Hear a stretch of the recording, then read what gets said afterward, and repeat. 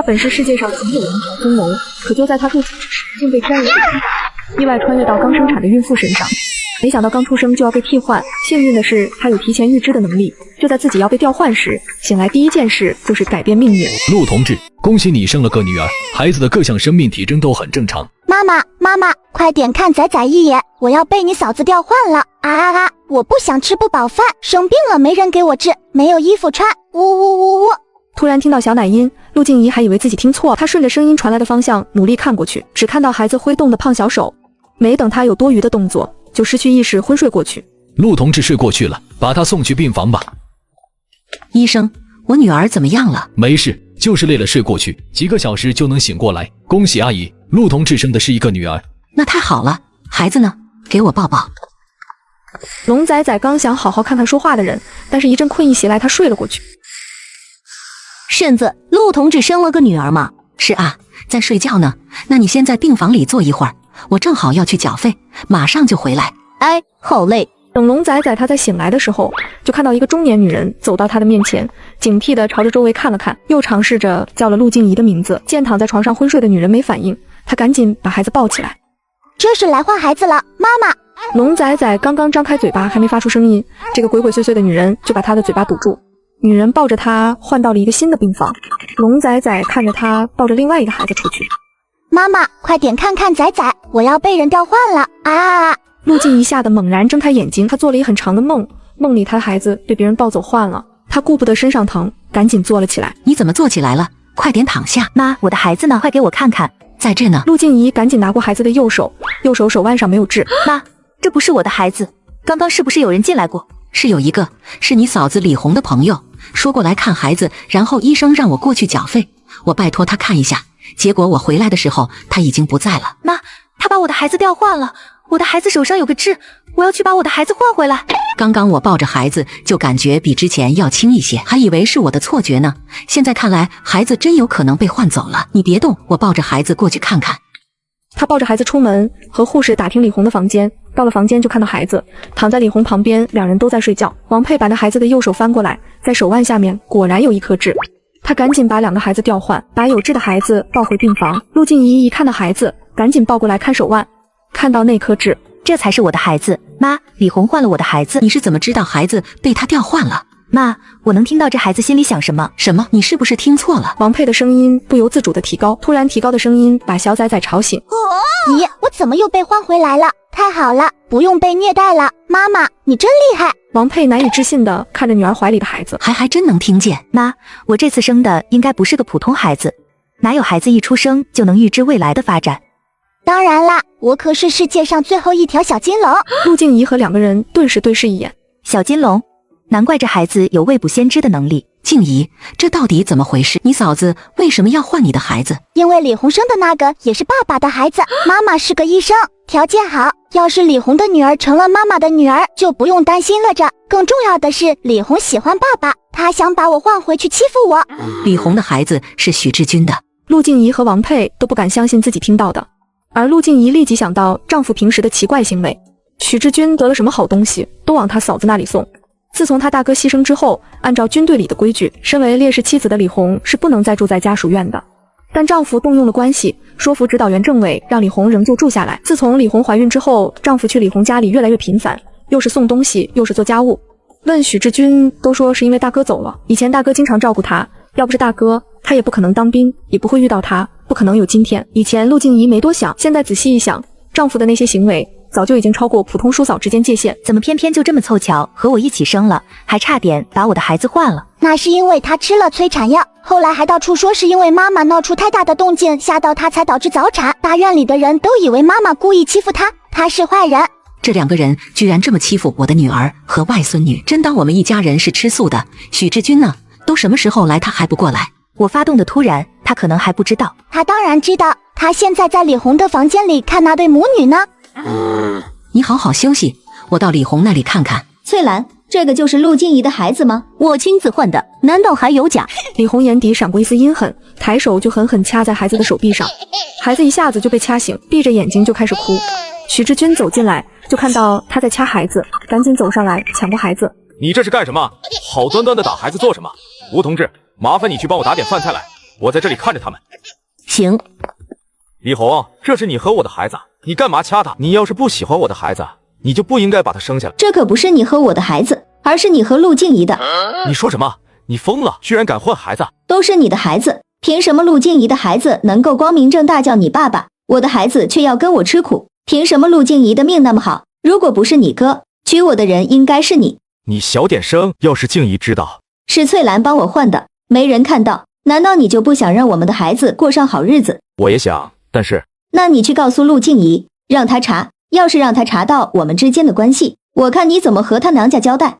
许志军想了想，孩子都换了，他现在又不能把孩子送回去，要真让陆静怡知道就糟了。就在这个时候，孩子又低低的哭起来。你赶紧给孩子喂奶，不管怎么说也是我的孩子，不能饿死了。李红嫌弃的看了孩子一眼，他越看这孩子越像陆静怡，顿时觉得这孩子不顺眼。我不喂，饿死他算了，省得碍眼。就在这个时候，房间门突然被敲响，进来3个中年女人。黑心大嫂为了让自己女儿过上好日子，竟然把自己孩子偷偷替换，却不知小奶娃乃是神龙转世，有预知未来的能力。醒来第一件事就是改变自己的命运，而被他每日虐待的却是自己的亲生女儿。丽红，我们过来看你了。林嫂、程嫂，你们都来了，我们看看这孩子。李红，孩子这么一直哭，是不是饿了？不可能，我刚刚给喂了。这孩子的哭声这么小，是不是身体不太好？医生怎么说？也是我命苦，男人死了，婆婆也不在，当时弟妹要生了，闹得那么大，把我吓一跳，不小心撞到桌子就早产了。要不是翠兰发现，说不定我现在都一尸两命了。什么？陆同志怎么能这么做？他也是个医生，你要是出事怎么办？就是李红，你就是太好欺负了，所以才会受他那么多气。我要是你，我肯定跟他没完。没办法，她是资本家的小姐，我就是个农民。像他这种走资派，要是放在几年前，都要被拉出去挂牌子、游街、贴大字报。陆静怡娘家再厉害又怎么样？读书再厉害又怎么样？还不是被我耍得团团转？丈夫的心在我这里，就连孩子也在我手上。而就在这个时候，房间门突然被人推开。王佩刚在门口就听到他们说的话，气得脸色铁青。妈，你怎么来了？再不来，你媳妇都要被人编排死了。这么大个男人立在这里，听人编排你媳妇，一个屁都不放，简直就是个废物。婶子，你怎么来了？难不成陆静怡已经他知道调换孩子的事情，要把孩子换回去？你阴阳怪气什么？我女儿当时要生的时候，男人在训练，当时就她一个人，她能自己来医院。怎么你那么金贵，动静稍微大一点就能吓死你？原来他还不知道孩子的事情。婶子，我也是第一次怀孩子，我是个人，我当然怕。婶子，怎么说都是一家人，你别说话这么难听。婶子，李红刚刚生完孩子，你别吓着她。我女儿就不是刚刚生孩子，我要是不过来，都不知道你们背地里这么说我女儿。你们的丈夫哪个生着病着，不是我女儿给你们医治的？3个军嫂对视一眼，3个人的表情都有些尴尬。哼，我也不和你们生气，你们什么都不知道，也难怪被人骗。我特地把医生带过来。医生，你来说说，为什么李红会提前生产？是不是服用了催产药？确实，按道理还有1个月才到预产期，不至于现在生。3个军嫂都惊了，难以置信地看向李红。他居然喝催产药，他干嘛不等孩子自己生下来，而是要喝催产药？而且他明明是自己喝的催产药，还说是陆同志闹出太大的动静吓着他。李红到底安的什么心？李红被当众拆穿，有些气恼，下意识捏紧手，怀里的孩子被弄疼了，张嘴就哭了起来。看到手上的孩子时，想到了陆静怡，一巴掌打在孩子身上，委屈巴巴地说：“都是这个丧门星，刚刚怀上他，我男人就死了。我婆婆一直不喜欢我，我怕婆婆给弟媳照顾完产假就回去了，到时候没人照顾我坐月子，我才喝的催产药。”你再生气也不能打孩子，婶子，李红也是个可怜人，你别和他计较了吧。是啊，怎么说他男人也是死在战场上，婶子他也是个可怜人。王佩根本没管他们说了什么，他盯着只顾说自己可怜，狠心打孩子的李红。他舍得这么打孩子，分明就是以为那不是他的孩子，以为那是静怡的孩子。既然这样，我也不想追究李红换孩子的事情了，我也不会把换回来的真相告诉这2个人。我倒是要看看这个人会对自己的亲生孩子做什么。看在你死去男人的份上，我不和你计较。你要是再到处说你早产是因为我女儿把动静闹得太大吓到你，我就让大家看看到底怎么回事。王佩转身就走，许志军怕他回去和媳妇乱说，赶紧追出去。妈，李红不是故意的。你媳妇生了孩子，你不去看，倒在别人这里端茶倒水。妈，我大哥死了，只留下李红和侄女，静怡还有您在，我先过来看看他们母女俩。要不是早就已经从孩子那里得知真相，他估计也会被这些话给骗了。王佩骂了许志军一路，走到门口的时候，他突然住口。他的小外孙女可不得了，不能让他听到骂人的话。李红，你好好休息，我们几个人去看看陆同志。程嫂，我也不是故意的，你帮我和弟媳解释一下。好。待他们走后，李红气得狠狠在孩子的手臂上掐了一下，孩子痛得哭起来。哭哭哭，你这个贱骨头就知道哭，我让你哭，和你妈一样贱。静怡，孩子睡了吗？没睡，刚刚吃饱，大眼睛到处看呢。就在这时，3个军嫂也进来了。这孩子长得真好看，陆同志，这孩子的眼睛和鼻子长得真像你，以后肯定也是个漂亮的。是啊，这孩子看起来白白嫩嫩的，很少有孩子刚生下来这么好看，这是我们的一点心意，你拿着吃点好的，给自己和孩子都补补。谢谢嫂子们，来，你们吃水果。军嫂们连忙拒绝，这个时候的水果都是新鲜东西，外面很少卖的。嫂子们看了小孩后就离开了。媳妇，这钱我帮你拿着，这几天给你弄点好吃的。陆静怡倒是无所谓，反正她的工资比许志军还高，她很少管他的钱。就在这时，突然听到小奶音：不能给他，他肯定要拿去给李红买吃的。他本是世界上最后一条小金龙，本以为这一世能安心躺平，没想到有个极品渣爹，还和他的大嫂有一腿，明里暗里欺负妈妈。他立刻用自己的心声帮助妈妈渡过难关。接上集，媳妇，都是我妈在医院照顾我，这钱还是让我妈拿着买吃的吧。许志军也不知道怎么拒绝，他只能看着钱进了丈母娘的口袋，身上几乎所有的钱都用来买小金镯子了，只能回去问战友借一点来给李红买东西补补身体了。给妈也好，妈，接下来麻烦你了。许志军从口袋里拿出一个小金镯子，递到龙仔仔的面前。喜欢吗？哇，金灿灿，好漂亮！这不是给李红女儿的吗？看来她是真以为我是李红的女儿了。这既然是给李红女儿的，难怪之前根本就不知道这个小金镯子的存在。我之前说要买一个银镯子，你还不乐意。你什么时候买的金手镯？偷偷买的，打算给女儿一个惊喜。金保平安，保佑我的孩子平平安安。我的孩子，而不是我们的孩子。我就看以后他知道大嫂不受待见的女儿是他跟大嫂的女儿后是种什么样的心情。陆静怡伸手想把这个金镯子甩在他的脸上，但一只小手比他更快抓住金镯子。好看，金灿灿，喜欢。陆静怡听到可爱的小奶音，这声音就像是一桶水，将她的愤怒全部浇灭。是啊，这可是金子，凭什么要让给别人？宝贝，我给你戴上。好看。陆静怡小心翼翼地把小金镯子套到孩子的左手，闪烁着熠熠生辉的温润光芒。许志军越看越喜欢，这孩子的眉宇间有几分像李红年轻时候。静怡，我已经想好孩子的名字，就叫许云舒，怎么样？听说李红也生了，他想好他的孩子叫什么吗？骤然听到李红2个字，许志军身体有一瞬间僵硬。不清楚，那孩子的名字要嫂子来取。哼，看来他根本就没想过给我们的孩子取名字，这渣男果然够渣，得感觉想办法离婚才是。媳妇，要不你把工作辞了，你就在家里安心带孩子吧。以为我怀里的孩子是李红的，想要我全心全意的养他，想屁吃呢。许志军，你之前说过，我生完孩子还能出去工作的。是，但是这么可爱的小孩，你舍得出去工作不管孩子吗？妈妈，千万不能答应，他就是想让你没工作不接触人，控制你，他就是个大坏蛋。陆静怡不敢相信地看着许志军，妈妈救人有福报，对我很有好处的。等我长大，给妈妈弄很多金灿灿。乖宝真是妈妈的小福星，我不会辞职的，你不用说了。我也是为了你和女儿好。主席都说妇女能顶半边天，其他同志生了孩子都能继续上班，我为什么不行？看到陆静怡如此抗拒，他也没再说什么了。我去打饭，你们中午想吃什么？医生说他刚刚生了孩子，只能吃小馄饨。至于我，你随便打点回来就行。好。妈，他居然那么对我们的女儿，还不想我出去工作，他怎么能这么对我？都怪我和你爸识人不清，以为许志军是个老实的，要不是听到小外孙女的心声，只怕到现在都蒙在鼓里。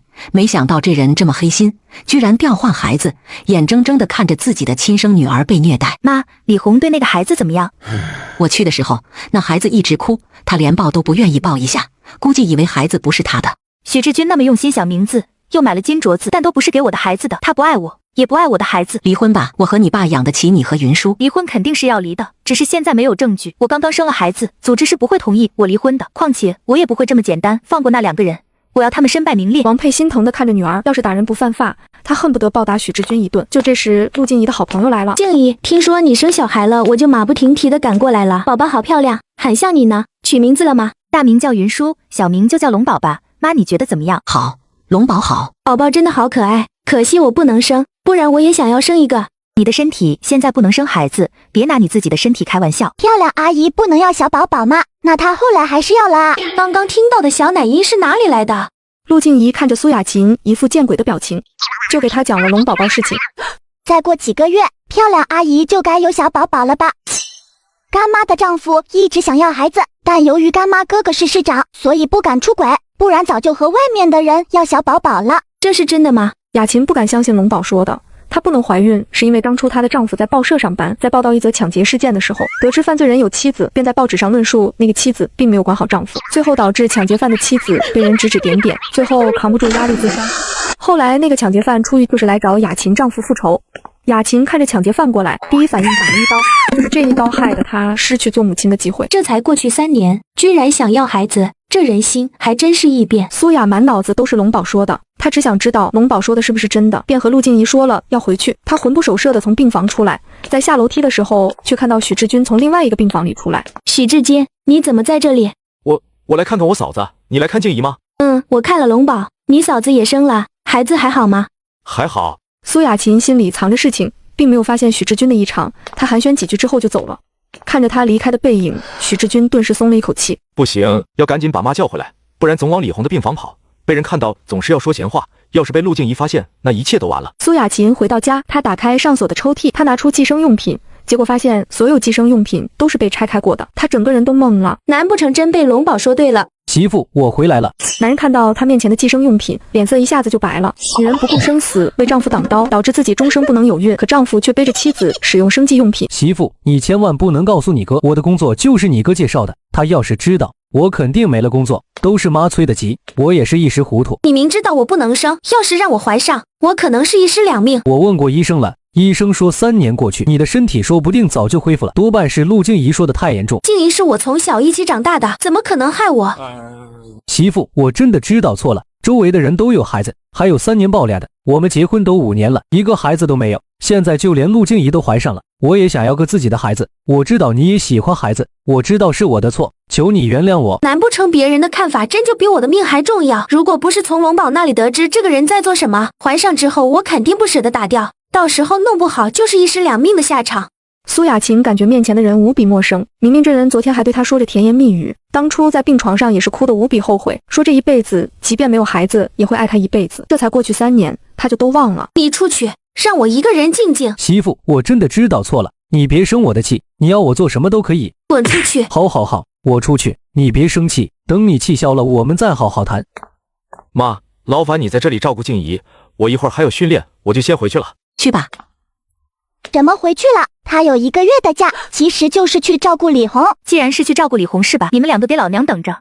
妈，查的怎么样了？没查出来。去许志军老家的人说，村子里都认为李红和许志军大哥一起长大，他们的感情很好，大家都不知道这2个人有一腿。他们3个人确实是一起长大的，不过爸爸的哥哥参军之后非常有出息，李红才嫁给他的。但是没想到后来爸爸更有出息，于是他又来勾引爸爸。大伯就是因为看到2个人抱在一起，这才知道，后来接到了紧急任务，在排雷的时候失误被炸死了。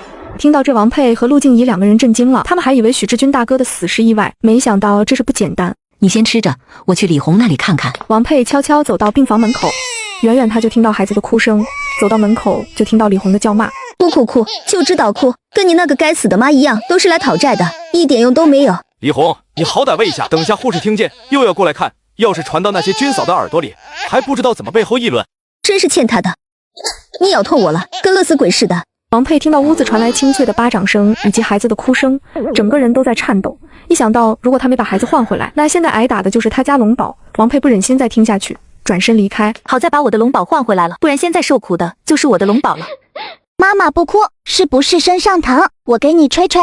你还在坐月子，千万不能哭，对眼睛不好，万一落下病根就完了。不用担心，我生下来的时候有一缕先天之气留在妈妈体内了，可以保护妈妈，妈妈不会生病。就在这个时候，陆静怡的婆婆来了。王佩看到门口的人，脸色稍微缓和一些。女儿结婚这么多年，这个婆婆还是不错的，经常从乡下带一些土特产给女儿。有时候女儿和女婿起冲突，她也经常帮着女儿。静怡，你怎么哭了？这坐月子可千万不能哭啊！亲家母，你什么时候回来的？接到志军的电话之后我就赶过来了。听说静怡生了个女儿，名字起了吗？我来报报。妈，名字是许志军取的，叫许云舒。好名字，我的乖孙女。静怡，医生说你的身体怎么样？孩子生得很顺利，我也没疼多久。那就好，等你的身体恢复，就把工作辞了，然后再给我们老许家生个大胖小子。什么？现在看到许志军都恶心，怎么可能和他生第2个？要不是没证据离不了，早就离婚了。妈，按照最近的政策，我和许志军只能生一个。这个女人明明刚生完孩子，却被恶毒婆婆催生二胎，只因嫌弃她生了个女儿，却不知小奶娃乃是神龙转世，有提前预知的能力。接上集，那就罚款呗，反正我们两家也不缺钱。陆静怡突然感觉这个婆婆非常陌生，对于其他家里的恶婆婆，她的婆婆可以说对她非常好，给她洗衣做饭这么多年，从来没有怨言。如今她还没出月子，婆婆居然逼她生第二个。陆静怡一想，应该是以前老一辈人的思想。妈，不是罚款的事情，我要是生第二个，许志军也会受到影响。不可能，我和许志军商量过了，他都同意。什么？奶奶意识到自己说漏嘴，拉下脸把龙宝扔给她。反正我不管，你必须生个儿子。我这辈子只会有云舒一个女儿。你说什么？你不给我家留后？云舒也是许志军的女儿，算不上绝后。丫头片子顶什么用？都是嫁出去的，谁家没有个儿子？会被人看不起的。是谁看不起我的外甥女亲家母？我女儿还没出月子，你就逼她生第二个，还要她把工作辞掉，哪有这样的道理？你们这样逼我的女儿，现在就离婚。奶奶顿时有些心虚，毕竟儿媳这一家人不得了。亲家公说是什么资本家，据说一年能赚好多钱。亲家母还是钢琴家，儿媳的哥哥也是资本家，儿媳的嫂子还是国家单位的，一家人都不好得罪。算了，反正都是他家的人，儿子以后还要靠老丈人一家，到时候怀上了肯定也舍不得打。哎，我就随口一说，你们还当真了？千万别听他胡说，他还想着要第二个。他也是坏人，后来明明知道我被调换了，还帮着那两个人骗妈妈。什么？原来婆婆也参与其中了。这么多年，我对许志军一家问心无愧，没想到这一家子人都在算计我，根本没把我当一家人。要是这么简单离婚，真是便宜他们了，不让这一家子人遭到报应，我就不姓陆。你刚生产，好好休息一下。李红也生了，我现在过去看看。当许奶奶走到病房的时候，看到许志军还有些惊讶。志军，你怎么在这里？哥不在了，你也没回来，嫂子就一个人，我过来看看。我刚从你媳妇那里过来，我让她再生一个，她都不乐意。她现在是越来越不听话了，你好好管管。妈，你放心吧，现在是丈母娘还在，等她出了月子，还不是乖乖听我的。行。他上前想看看抱抱，但孩子瞬间就哭了。生了男的还是女的？是个女孩。怎么又是个女的？真是晦气，哭哭哭，一点福气都哭没了。你怎么回事？赶紧起来喂奶，别饿着我孙女。她就是个贱种，得了也哭，就让她哭着。你再说一遍，你是不是外面有人了？想把我的孙女弄成了，出去和别人生一个？李红看婆婆脸色有些难看，于是不情不愿地给孩子喂奶。孩子也是狠了，李红被吸得倒吸一口冷气，直接一巴掌甩在孩子的脸上。吃，就知道吃，得死鬼投胎。他的话还没说完，脸上突然挨了一下。你既然敢打我的孙女，你个哒哒哒的！妈，你干嘛打嫂子？男人为了得到妻子的财产，竟偷偷往岳父食物里下药，却不知岳父早已知晓。爸，您这次回来打算什么时候离开？静怡也生了，要不您在国内多留一会儿。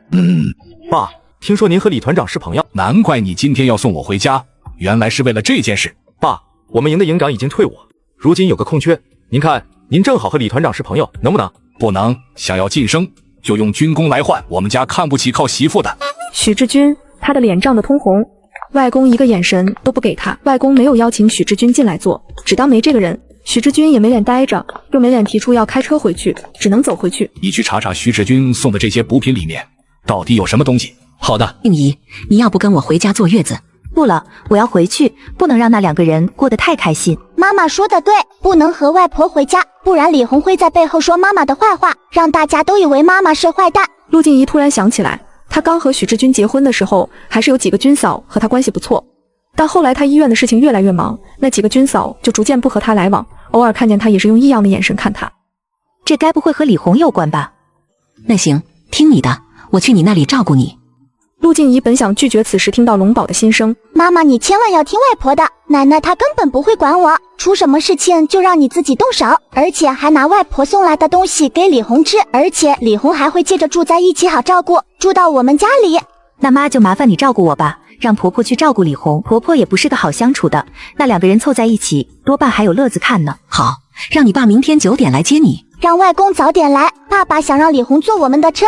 早点吧，我可不想让他跟我坐同一辆车。行，欺负我的龙宝，还想占我的便宜，想屁吃呢。第二天一早，陆静怡早早的就办理了出院手续。等许志军和奶奶收拾好东西，准备来蹭车的时候，发现房间都已经空了。许志军一问才知道，陆静怡一家人早在7点钟就已经走了。陆静怡怎么这么小气？让我坐一下小车怎么了？陆静怡已经走了，现在怎么办？还能怎么办？这么点路直接走回去，你以为自己也是资本家大小姐？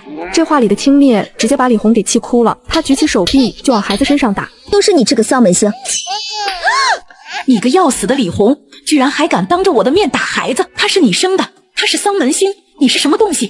李红气得浑身哆嗦，但他又不敢说这孩子是他换来的。许志军把围巾脱下来，裹在李红的帽子外面。没办法了，先走回去吧。另一边，陆静怡刚到大院门口，这时几个军嫂走了过来。陆同志，你这么快就出院了？听程嫂他们说你生了个女儿呀，这孩子生得真俊，和你长得真像，这孩子一看就是个有福气的。谢谢。咦，陆同志，许副营长呢？他接李红呢。接李红？你婆婆没来吗？来了。既然他妈都来了，他一个大男人不接自己的媳妇，反倒去接李红。陆静怡笑了笑没说话，因还在坐月子，跟他们聊了几句就回去了。许同志真是奇怪，自己媳妇不接，反倒去接他嫂子。就在这时，许志军3个人回来了，发现大家看他们的眼神非常奇怪。你们怎么都在这里聊天？我们刚刚看到你媳妇回来。是啊，我们刚刚看了你和陆同志的女儿，生得真好看。我生的女儿当然是最好的。谢谢大家，等我女儿满月，请大家吃酒。好，那我们就等着那一天。许志军笑着和大家打招呼离开。等他们走远之后，众人又聚在一起嘀咕：这许志军还真是奇怪，自己媳妇出院他不接，去接李红。李红也是个可怜人，她丈夫死得早，也就只能靠小叔子了。也是，李红的脾气也好，看陆同志回来还围着一大家子人，他们就孤零零3个人。你们休息一下，我去看看静怡。李红依依不舍地看着他离开，他当然想把许志军一辈子留在身边，但是没办法，许志军名义上还是陆静怡的丈夫。就让陆静怡嚣张几年，等孩子长大，就把真相告诉所有人，到时候陆静怡肯定会气死吧。妻子和白月光同时生产，男人却选择照顾他的白月光。就在今天，他既然想把丈母娘买给妻子的东西拿给白月光。接上集，媳妇，岳母拿了这么多好东西过来呢。静怡，我有个朋友的媳妇奶水不够，要不这个奶粉你分给我1瓶吧？你哪个朋友？当然李红了。你是想把奶粉拿去给你嫂子吧？被陆静怡拆穿，许志军索性也不装了。是的，媳妇，反正你有这么多，看在我大哥没了的份上，你就照顾照顾他们母女吧。你大哥是我害死的吗？静怡，你怎么能说这种话？那是我嫂子。那是你嫂子，拿我的东西去养你嫂子。许志军，你还真做得出来。妈，我想着都是一家人。许志军，你别忘了，他当初在医院和人说是我闹出太大动静，吓到了他，导致他早产。要不是我妈去问医生，这一口大锅就扣在我头上。他这么对我，我为什么要把东西给他？既然你不愿意，那就算乐。说完，他就把东西放下来，有些气恼地走了出去。于是去了李红家。李红看到徐志军来了，高兴地坐起来。东西呢？什么东西？陆静怡娘家那些人来看她，肯定给她送了不少东西。你之前不是都拿一些给我的吗？这次怎么空手来的？静怡不愿意让我拿。人家静怡是什么条件？你是什么条件？你还想和她比？妈，我们现在是一家人，凭什么陆静怡什么都有，而我却每天只能吃鸡蛋？那是她娘家拿来的，你要是眼红，你让你娘家人也拿东西过来。李红顿时噎住，她当年嫁给许志杰，许志杰给彩礼都被爸妈拿去给弟弟娶媳妇。当年她没有随军，她爸妈就经常过来，悄悄让她拿点东西回娘家，最后还是她婆婆把他们赶出去的。别说她娘家给她拿东西，不要她拿东西回家都是好的。都是女人，凭什么陆静怡的命那么好，都是这个丧门星？想到这里，李红又气狠狠掐了孩子一下。在这时，奶奶走了过来，孩子给我，我给孩子擦个澡。妈，我来帮孩子洗澡就行。你不打他都是积福，快把孩子给我。看到奶奶有些生气，李红这才哆哆嗦嗦将孩子递给她。奶奶掀开衣服，就看到孩子身上有好几块淤青。许志军难以置信地看着孩子身上的淤青，他怎么能这么狠心？好啊，你这个恶毒的女人，竟敢这样对我的孙女！奶奶把孩子塞到许志军的怀里，直接掀开被子，劈头盖脸就往李红的脸上打。就说这孩子怎么总是哭，原来是你给掐的！你这个恶毒的女人，那是你生下来的孩子，怎么舍得这般打他？许志军看到打架的两人，赶紧过去拉人。妈，这街坊邻居的，要是被人看到，不是让人看了笑话。李红，这是我老大唯一的女儿，你这么对她，你就不怕她晚上来找你？我告诉你，要是让我再发现你打孩子，我就打死你这个丧良心的！李红自知理亏，只能捂着脸哭，不敢说话。就在这时，3个军嫂去陆静怡家刚好经过，就听到屋里的哭声，于是停了下来。李同志，你们家怎么了？需不需要帮忙？许志军听到声音，赶紧走了出去。3个嫂子见到出来的人是许志军，都愣了。许同志，你怎么在这里？这不是吃饱了没事出来溜溜，正好我媳妇让我给我嫂子送点东西。原来是这样，屋里怎么了？我怎么听着好像是婶子和李红的声音？刚刚屋子里跑进去一只老鼠，吓到我嫂子，我妈在追老鼠呢。老鼠，许同志，你们可要小心了，那老鼠饿起来说不定会啃孩子，让婶子和你嫂子注意一些。是的，是的，谢谢你们了。三个嫂子说完就走了。他回到屋子，经过这么一闹，屋子里的两个人也冷静下来了。许志军真是一个头两个大，不行，不能再让这两个人单独待着。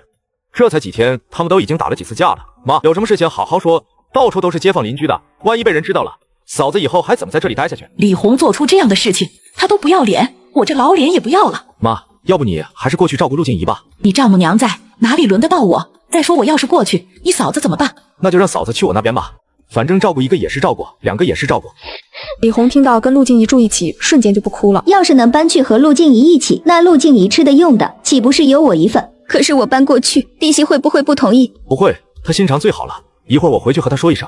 李红笑着看了眼婆婆怀里的孩子，背地里欺负陆静怡的女儿有什么意思？我就要当着陆静怡的面欺负，以后等陆静怡知道事情的真相，她一定会后悔莫及吧。另一边，三个嫂子刚到来到静怡家，碰上王佩出门倒水，正好看到他们三个人站在门口。婶子，我们是来看龙宝的，龙宝太可爱的，我们都很喜欢。那进来喝口茶吧。龙宝这么小就会笑了？那可不，这孩子鬼精鬼精的。陆同志，你是怎么把孩子养得这么好的？你是不是有什么秘诀？跟我们分享一下呗，我们也学点经验。哪有什么秘诀，龙宝是上天赐给我的宝贝。这时王佩端着茶水进来，还拿着一些糖果给大家吃。婶子，陆同志，你们太大方了，对外人都这么大方，难怪那么照顾李红。是啊，今天我们还看见徐志军去给他送东西了。以前李红还总是说你小气，就知道欺负他。他话还没说完，就被另外一个人撞了一下。李红说我小气，我欺负他。当初得知李红也怀孕，觉得丈夫大哥去世，留下孤儿寡母可怜，还经常让丈夫送一些吃的过去。现在李红吃着我的东西，还背地骂我，果然是一条养不熟的白眼狼。陆同志，我们知道你大方，但许同志的大哥毕竟走了，你总是让许同志过去，难免会惹人误会。每次爸爸去看李红的时候，被人看到都会说是妈妈让他过去给李红送东西的。听到小奶音，陆静怡终于弄清楚到底是怎么回事。许志军居然拿我做挡箭牌，不过以后你们没机会了。于是陆静怡故意惊讶地说，我没让许志军送东西啊，我也是第一次怀孕，东西只买了一份。既然不是陆同志让他去的，他一个大男人总是往李红那里跑是怎么回事？那又不是他的孩子。是啊，陆同志，这许同志真是奇怪，我们每次来你家都没见到他。我也不知道他在忙什么，我在医院的时候，他还一直忙着在军队里训练。不对啊，每个人都有30天陪产假的，我听我家老张说这几天许同志都没有去训练。咦，那真是奇怪了，许志军这几天都没有训练，也没有陪着我，那他这几天在哪里？陆同志，我们也不能瞒着你，我经常看到你男人在李红的家里出来。不可能，他说他在忙着训练。三个嫂子对视一眼，也不好当面说什么，简单聊了几句就走了。于是天还没黑，整个大院的人都知道许志军不在家里照顾自己的媳妇，整天往李红那边跑，很快就传到许志军的妈妈耳朵里了。你们这些丧良心的，竟敢在我背后乱说我儿子的坏话！老姐姐，不是我乱说，你小儿子总是去找你大媳妇，你不觉得奇怪吗？奶奶都被问懵了，她猛地想到这几天总是能看到小儿子，她差点气死了。她快速回家，回到家发现小儿子也在。老二，天都黑了，你怎么还在这里？丈夫为了能照顾白月光，每天都以妻子的名义去见她，却不知她这奇怪的行为很快被妻子发现。被拆穿后，丈夫却一顿指责妻子。接上集。老二，天都黑了，你怎么还在这里？妈，你吃了饭喜欢出去散步，家里就嫂子和侄女2个人，我不放心，所以我就过来在这里看着。妈，我正在和许志军商量去弟媳那里，这样弟媳的妈妈能帮你，你也能轻松一点。哼，你当你自己是谁？敢让老二的婆婆照顾你，我都没这么大的脸。天黑了，你给我赶紧回去。妈，你这是干什么？你还敢问我干什么？你都不知道外面那些人是怎么说你的，一天到晚往李红的房间里跑，你不要脸，我还要脸。之后这里有我照顾着，你别来了。怎么会这样？是谁传的？你也不知道和你媳妇串通好，不少人看到你经常往这边来，别人去你媳妇那里一问，你媳妇根本没让你过来送东西，一来二去，难听的话就传出来了。听到这，许志军带着怒气，匆匆就往家里走。看到陆静怡开口就是训斥。陆静怡，外面的谣言是不是你传的？我不过就是多去看嫂子几次，你有必要到处和人胡说？此时陆静怡正在喝汤，许志军闯进来就是劈头盖脸一阵指责，他气得就把勺子甩在了他脸上。你还有脸来问我，我和别人说什么了？我和别人说我去嫂子那边，是你拜托我给她送东西，你为什么？他的声音越来越小，透着几分心虚。你怎么不继续说下去了？是我让你去的吗？那你也不应该乱说，现在大家都传我和嫂子的闲话，你让嫂子以后怎么办？许志军，我还在这里，你就敢欺负我女儿？王佩气得抓起旁边的扫帚就往许志军的身上打。妈，别打了，别打了，我轻点。我就是要打死你！你媳妇还在坐月子，你是不是想她气出病来？这么大的动静，一下子引得周围的人都过来看热闹。婶子，你快点把扫帚放下来，有什么事情不能好好说？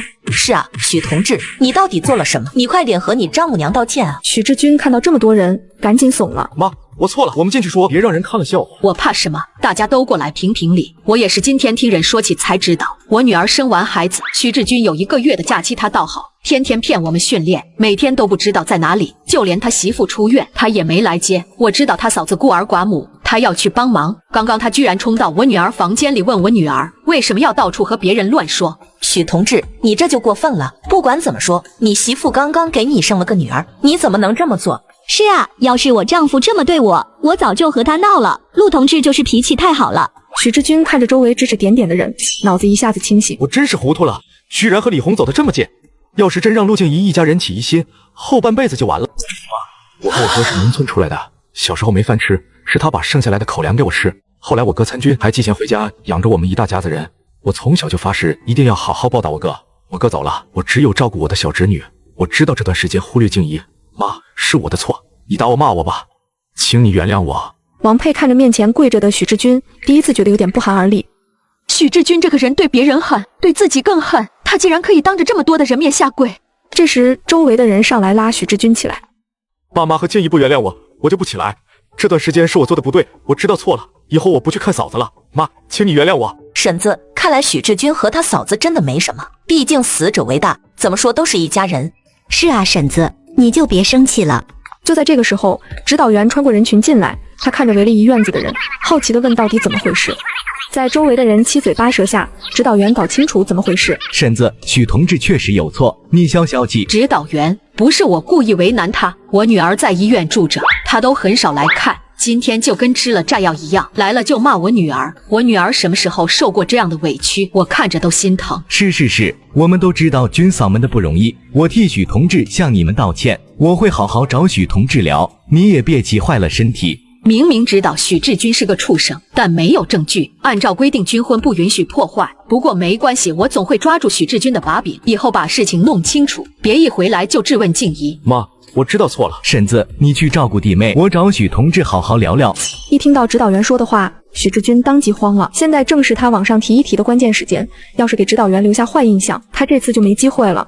王佩看了眼脸色苍白的许志军，用手挡着嘴。他怕自己当场笑出来。指导员，那就麻烦你了。不麻烦。指导员把许志军带到办公室里，对他进行了思想政治上的教育。许同志，我们知道你家里的情况，但你嫂子那边有你妈照顾，于情于理你都不该抛下你媳妇去照顾你嫂子，这点你认不认？在指导员面前，许志军就像是一只乖巧的猫，指导员说什么他都认错。鉴于你认错态度良好，这件事情就算了。许志军看到指导员不追究，终于松了一口气。谢谢指导员。你媳妇给你生了个女儿，你要多多体谅一些，他们也不容易。行了，你回去吧。好的。他回到家就看到媳妇在给孩子讲故事。他现在这么小，能听懂吗？陆静怡看了他一眼，并没有理会他，继续跟龙宝讲故事。许志军看到媳妇没理会他，知道他还在生气。媳妇，对不起，我最近真是昏了头，我只顾着想着要报答大哥的恩情，最近忽略了你们母女，我和你道歉。快看，这个男人竟然狂扇自己的脸，而一旁的妻子却一副看好戏的样子。许志军的手一僵，往脸上轻轻摸了几下之后就放下手。媳妇，能不能原谅我？原谅个屁！骤然听到小奶音吐出的脏话，陆静怡吓了一跳。我们一家人都不敢在龙宝面前说脏话，这话是和谁学的？陆静怡惊讶看着小龙宝，许志军也顺着他的视线看过去。龙宝就像一个粉嫩的小团子，脸蛋圆润的仿佛能掐出水来。这可是我的孩子龙宝，真可爱，爸爸抱抱。我是爸爸。爸爸你个头，我打嘎你！小龙宝抬起来手，一巴掌就打在许志军的脸上。陆静怡害怕许志军对孩子不利，她赶紧把孩子抢过来。哎呀呀，没有多打2下。许志军难以置信摸着自己的红肿的脸，他没想到一个小孩子力气这么大。他低头看向陆静怡怀里的孩子，看我干嘛？长大打嘎你，让你欺负妈妈。这是一个孩子能有的力气？你总不至于和一个孩子计较吧？这孩子力气本来就大，又是刚刚吃饱了，力气没地方撒。你很少抱他，他也不认识你，所以才会不小心挥到你。我当然不生气，静怡，谢谢你，你把龙宝养得很好。许知巨虽然被挨了一巴掌，但是看到龙宝这么可爱，他也不生气。不过就算打死他，他也想不到，刚刚那一巴掌就是孩子故意打他的。就在这个时候，王佩端了一盆水进来。志军，接下来几天你就住到隔壁房间去吧，我和静怡睡。为什么？孩子起夜喂奶比较麻烦，要是吵着你，你第二天不好训练。许志军现在真是有苦说不出，当初为了去照顾李红找来的借口，现在他也不敢说，害怕陆静怡起疑心。行，那我今晚就去隔壁睡。妈，你和静怡早点休息。龙宝，外婆来给你擦澡擦屁屁了。许志军在出去之前，下意识看了眼陆静怡。陆静怡在昏黄的灯光下，皮肤泛着淡淡的光晕，眼睛温柔而明亮。她好像比生孩子前更加漂亮了。陆静怡抬头正好和他四目相对，她的眼神让他恶心的差点吐出来。你们好好休息，我先去睡了，有什么事情叫我。去吧。我刚刚听到动静就赶紧进来了，这是怎么了？我打了那个大坏蛋。刚刚许志军抱龙宝的时候，龙宝给了他一巴掌。龙宝做得好，妈，你别教坏他。龙宝打坏人，当然要夸奖了。我家龙宝真棒。外婆亲切。夜渐渐深了，不过就在这深夜，也有人没有睡。志巨，你怎么这么晚才来？我们这几天不要再见面了，之后由妈照顾你，我就不过来了。为什么？是不是陆静怡那个贱人黏着你？不是，这几天我总是往你这里跑，被人看到了，我马上就要往上提一提。要是这个时候闹出事情，也不知道下次机会是什么时候。李红一听和提干有关，顿时松了一口气。那好，不过你可不能忘了我。等我出月子，我就去看看云舒。云舒最近怎么样？许志军下意识抬手摸了一下还在疼的脸，他没想到这个女儿力气这么大。那孩子现在就是个小霸王，力气不小。我抱她的时候还给了我一巴掌。这么厉害，不愧是我和你的女儿。闭嘴！以后这话不许再说，不然我们两个人就完了。我知道了，这不是和你说吗？我以后肯定不说了。以后你就忘记这件事情，你就好好养小桃，把她当成你自己的女儿。反正陆静怡是肯定不会亏待龙宝的。一听到小桃两个字，李红的脸顿时拉下来。知道了，知道了。妈做的菜没有水，我都没奶喂小桃。要不你和你媳妇说说，把她的菜分我一点。到时候再说吧，我现在也不好提，我先走了。李红依依不舍地看着他离开。他回到屋子后，就看到了熟睡的小桃，他气得直接一巴掌打在小桃身上。小桃被痛醒了，张嘴就是哭。都是你吗？怎么会有他那样的贱人？我打嘎你，都是他抢走了我的人。小桃本来就是早产的，而且自从生下来就很少吃饱，就连哭声都和小猫似的。李红丝毫没有怜悯，一下又一下打在孩子的身上。李红打累了才收手。我不会让你死，我要让陆静怡知道，她女儿这么多年一直在我的眼皮底下受苦，到时候她的脸色一定很有意思。之后的几天，许志军训练回来，王佩故意让他干一些苦力活，扫地、倒马桶。这天许志军进来扫地的时候，龙宝挥着拳头，笑着看许志军。龙宝，你看到爸爸就笑，是不是很喜欢爸爸？爸爸也喜欢龙宝，来，爸爸抱抱。喜欢打你，打，哎呀，手短，够不到。许志军还以为他挥手是在回答喜欢他，看着龙宝的眼神更加温柔。你赶紧扫地，一会儿妈要做饭，你帮忙烧过。许志军抬头对上了陆静怡明澈的双眸。静怡，你生了孩子更加漂亮了。许志军怎么这么恶心？一边心里喜欢另一个人，却能和我生孩子。陆静怡正想臭骂他一顿，突然许志军跳了起来。龙宝尿了。听到声音的王佩赶紧进来，把龙宝接过来。哎呀，我的小龙宝啊，怎么这么调皮？怎么尿在你身上？你快点去换一身衣服。许志军虽然有些气恼，但他总不至于和一个还没满月的孩子生气。许志军赶紧转身出去换衣服。我要教训欺负妈妈的坏蛋。我们龙宝真棒，这么小就知道保护妈妈。就在这个时候，门外突然传来敲门的声音。婶子，你在家吗？你这孩子几天不见，怎么瘦了这么多？快进来。女人不顾生死为丈夫挡刀，导致自己终生不能有孕，谁知还不到3年时间，婆婆一家却偷偷给她吃备孕的药。静怡，雅琴，你怎么了？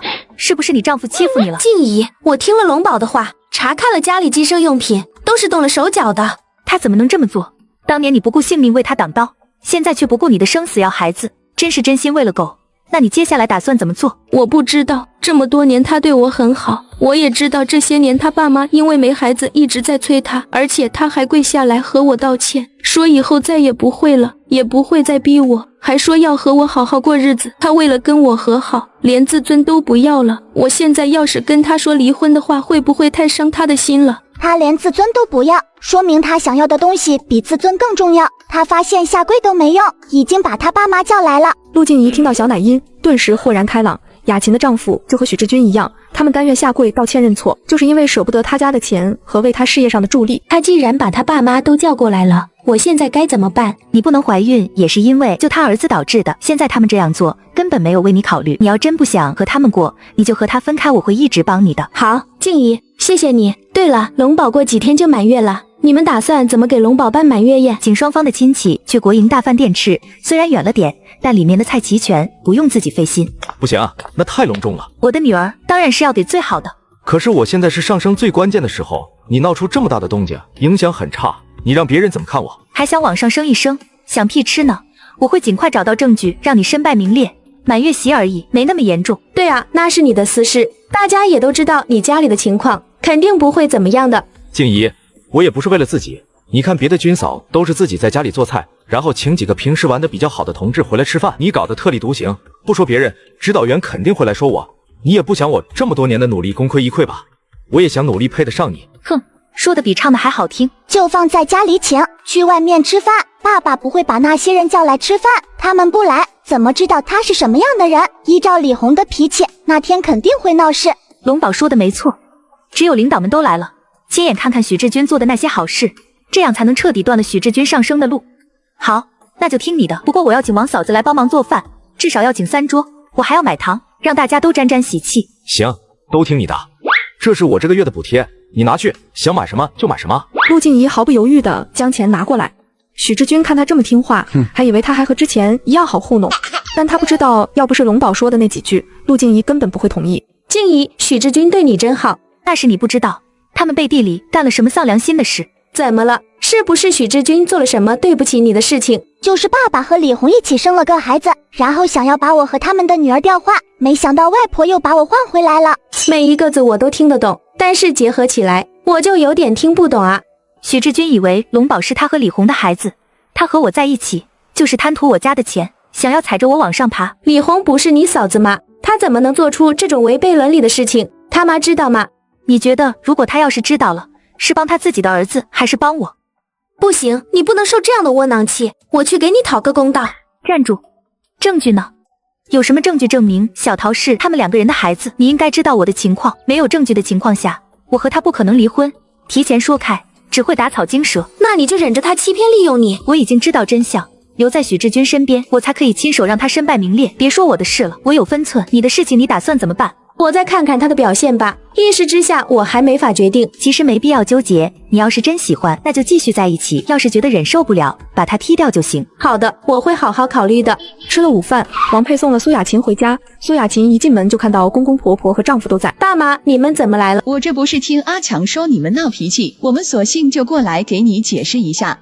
雅琴，你就别和阿强生气了，这全都是我的主意，是我的错。事情已经过去3年了，你的身体怎么样也养好了。再说我周围的人一个个都抱上孙子，我也想要一个。我这不是怕你不同意，所以才让阿强那么干的。你要怪就怪我吧。妈，是赵强叫你来做说客的吗？阿强也是不想你生气，都是夫妻床头吵架床尾和，你要有什么不痛快你就说出来，我和你爸肯定站在你这边。苏雅琴看着眼前的公婆，感觉无比陌生。她从小失去父母，要不是爸爸的几个战友救助她和哥哥长大，说不定早就饿死了。所以当初赵强的父母对她好，让她以为结婚之后终于有了爸妈。但现在看来，她好像误会了，这3个人只会团结起来欺负她一个人。爸妈，我没和赵强生气，既然你们来了，就多玩几天，我还要加班。我先搬去医院提供的宿舍住。说完，他就走进屋子。赵强赶紧跟后面，看着他收拾衣服，连忙把衣服抢过来。苏雅琴，我爸妈都亲自过来给你道歉，你干嘛还要搬出去？你到底还想怎么样？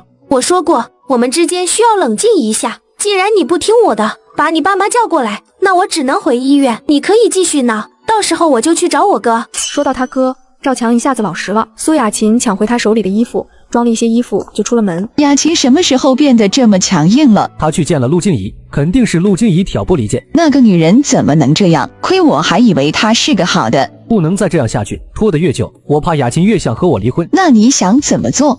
妈，你就在这里住下来，3天之后你就说你生病了，要他回来看。行。第二天，王佩就拿着钱到厂子里找王嫂子，开出10块钱让她帮忙过做酒席。你放心，这只是拜托你帮忙的钱，所有的菜我们自己来处理，也就请3桌。王嫂子本来还在犹豫，但是看着手上的10块钱，王嫂子才点头答应。嫂子，做一顿饭能拿到10块钱，你怎么还不高兴？你又不是不知道陆同志以前是怎么欺负李红的，我怕我做的菜不合他的口味，他那样的资本家大小姐，万一恨上我怎么办？你怕什么？反正钱都给你了，而且我看陆同志自从生了孩子之后，脾气就非常好。话虽然这么说，但我不放心，我去找李红问问。于是王嫂子来到李红的家里，问陆静怡一家人的喜好。李红一听陆静怡要给云舒办满月酒，要不是在坐月子，她都要开心的跳起来了。我怎么不知道他们要办满月酒？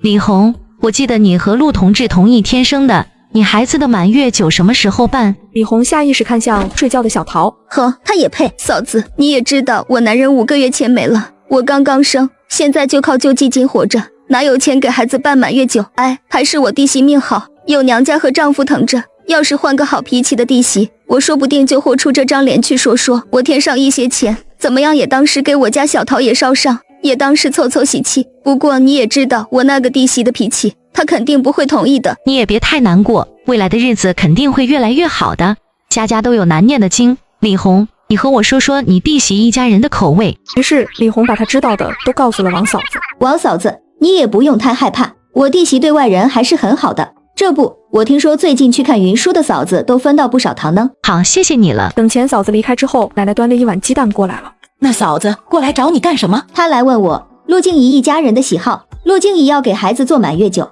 妈，小桃的满月酒怎么办？如果办满月酒，那些过来吃饭的人给的红包就是我的。满月请什么酒？那凭什么陆静怡能办？你拿什么和任静怡比？钱呢？难不成给孩子办满月酒是陆静怡出的钱？当然不是，是老二出的。你要分清楚你自己和静怡的情况，什么事都和他争，你也要看看你自己配不配。奶奶说完就直接出去了，李红差点气死了。我怎么就不配了？都是老许家的媳妇，生的还都是女儿，我还是陆静怡的嫂子，凭什么陆静怡处处压我一头？就在这个时候，旁边的小桃饿了，还没睁开眼睛就开始哭，哭，就知道哭，连满月酒都办不了，要你有什么用？李红气不过，她把自己裹得严严实实，找了个路过的嫂子，让嫂子把许志军叫过来。许志军是吃完晚饭过来的。女人想要给孩子办满月酒，却遭到奶奶的拒绝，于是她气不过，于是到了晚上，直接把丈夫的弟弟喊到了家里。你喊我来这里是有什么事？怎么这么久都没来看我？我还以为你忘记我了。你是不是疯了？你怎么能随便找一个人到家里来叫我？万一被静怡发现我们怎么办？我也是为了云舒的满月酒。云舒的满月酒怎么了？我想让小桃的满月酒和云舒的一起办，我还能去看看云舒。不行。为什么不行？你是不是已经爱上陆静怡那个贱人了？这都什么和什么？小桃总是哭哭啼啼，要是把云舒的满月宴搞砸，你这个当妈的不是也后悔？但是陆静怡什么都有，我天天吃鸡蛋，我想吃鸡，妈都不给我做，小桃天天都吃不饱。许志军看了眼睡着的小桃，终究狠不下心。不管怎么说，小桃都是他的孩子，他把口袋里所有的钱都翻出来递给李红。这是我所有的钱，等出了月子练吃点好的补补。好，我可以不给小桃办满月酒，但我要去看云舒。自从云舒生下来之后，我还从来没见过云舒，我很想我们的女儿。许志军想了想，于是答应了下来。不过你要答应，不能毁了云舒的满月宴，我还会请几个领导过来，你千万不能给我惹事。是为了你往上升一升的事情。